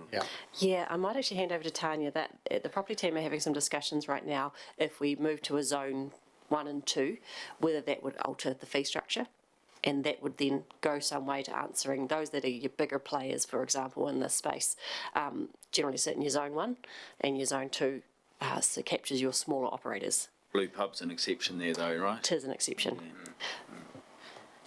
Tanya?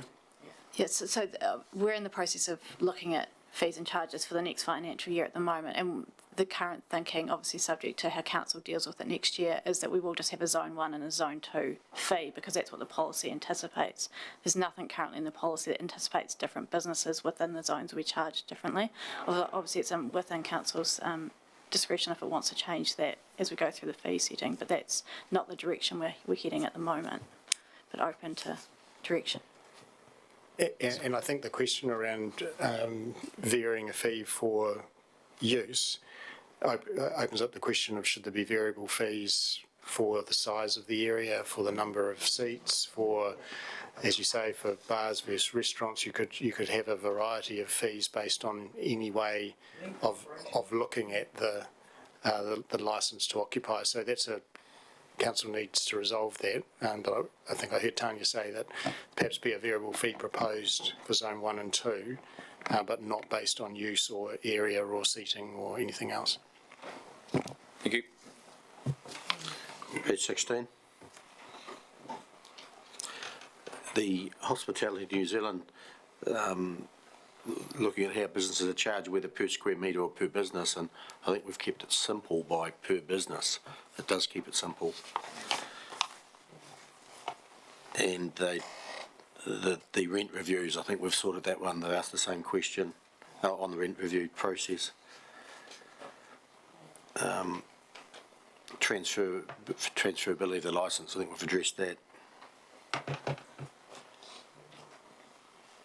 Note there are other submissions. Page 17.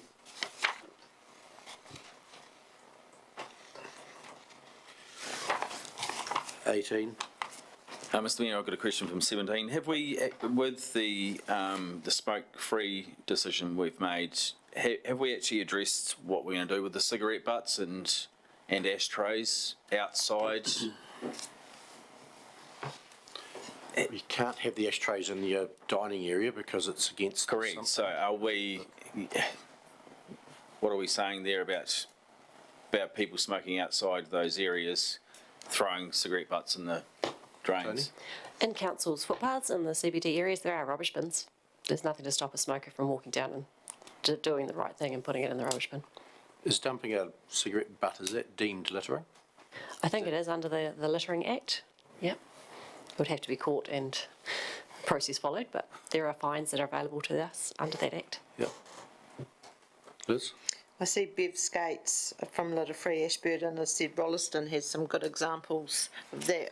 I haven't seen them, but I think that makes sense. I don't want to see the butts going in the drains. Tony? Sorry, just further to this, so the council smoke-free policy is coming to council in December for consideration, and within that council might want to give direction in terms of if there are some alternative receptacles in key areas. So we can pick it up there? Yes. Great. Page 18.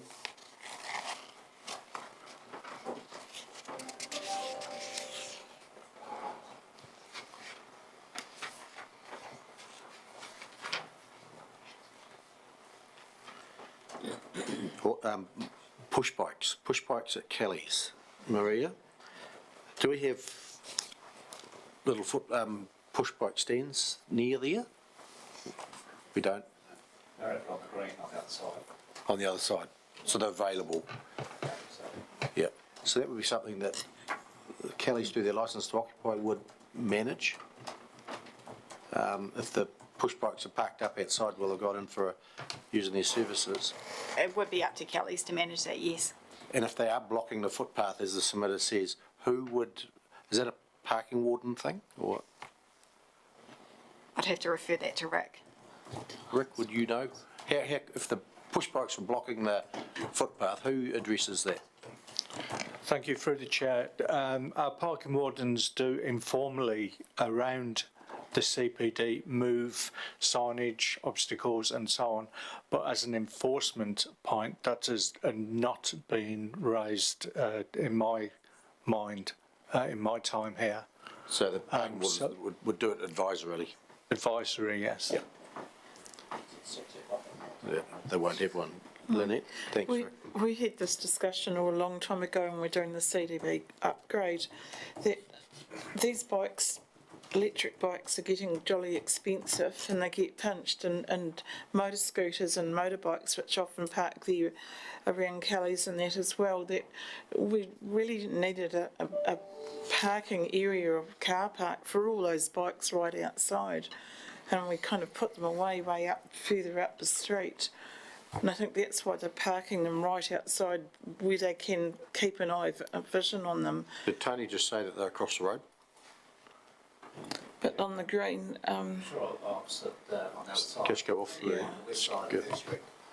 There are, you know, those hoops. things that they hoops. Tie your bike up to, yeah. Yeah. But a lot of those guys, because of the value of them, they want to keep an eye on them. So that's the reason I want to keep them close by. Yeah, but they can't block the footpath at the same time. No. Tanya? It's always possible to have a term in a licensed occupier that the footpath must be kept clear and the licensed occupier area must be kept clear of bicycles or other impediments. I mean, that's a detail that would go on the Yep. Okay, licence. might capture it that way. Richard? It's no different if I drive there in my car and I park it sideways across the road, then walk into the bar. Is the bar responsible for me parking my car? Provided the bikes aren't parked in the licensed to occupy piece of paving, it's not the licensed to occupy person's problem, because it's no different to a car. That's right. They got there, they walked, they didn't bike into the alfresco dining, they walked in there, and where they put their bike is not the alfresco dining's problem, because you're pushing it too far away from the business. Unless it's in the area, yeah. Yeah. Unless it's in the area, you're correct. But someone needs to, if it's a continuing problem, someone needs to address it. Yeah. Okay, page 18, nothing further. Page 19.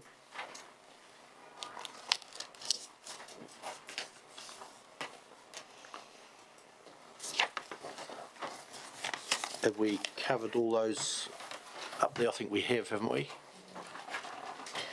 Yes, I'm happy that you have. We're at next stage, Tony. So from here, we'll go away and make the final adjustments to the policy draft and bring it back to you in December for final council approval and ratification. In that cover report, we'll also just cover off what, in terms of implementation, what that's going to mean for the next 6 months until the fees are struck on the 1st of July. Thank you. Well done. Thank That's you. a successful morning. If there's nothing further, which there isn't, so I'll declare the hearing closed, and we'll be moving this to council, as you say,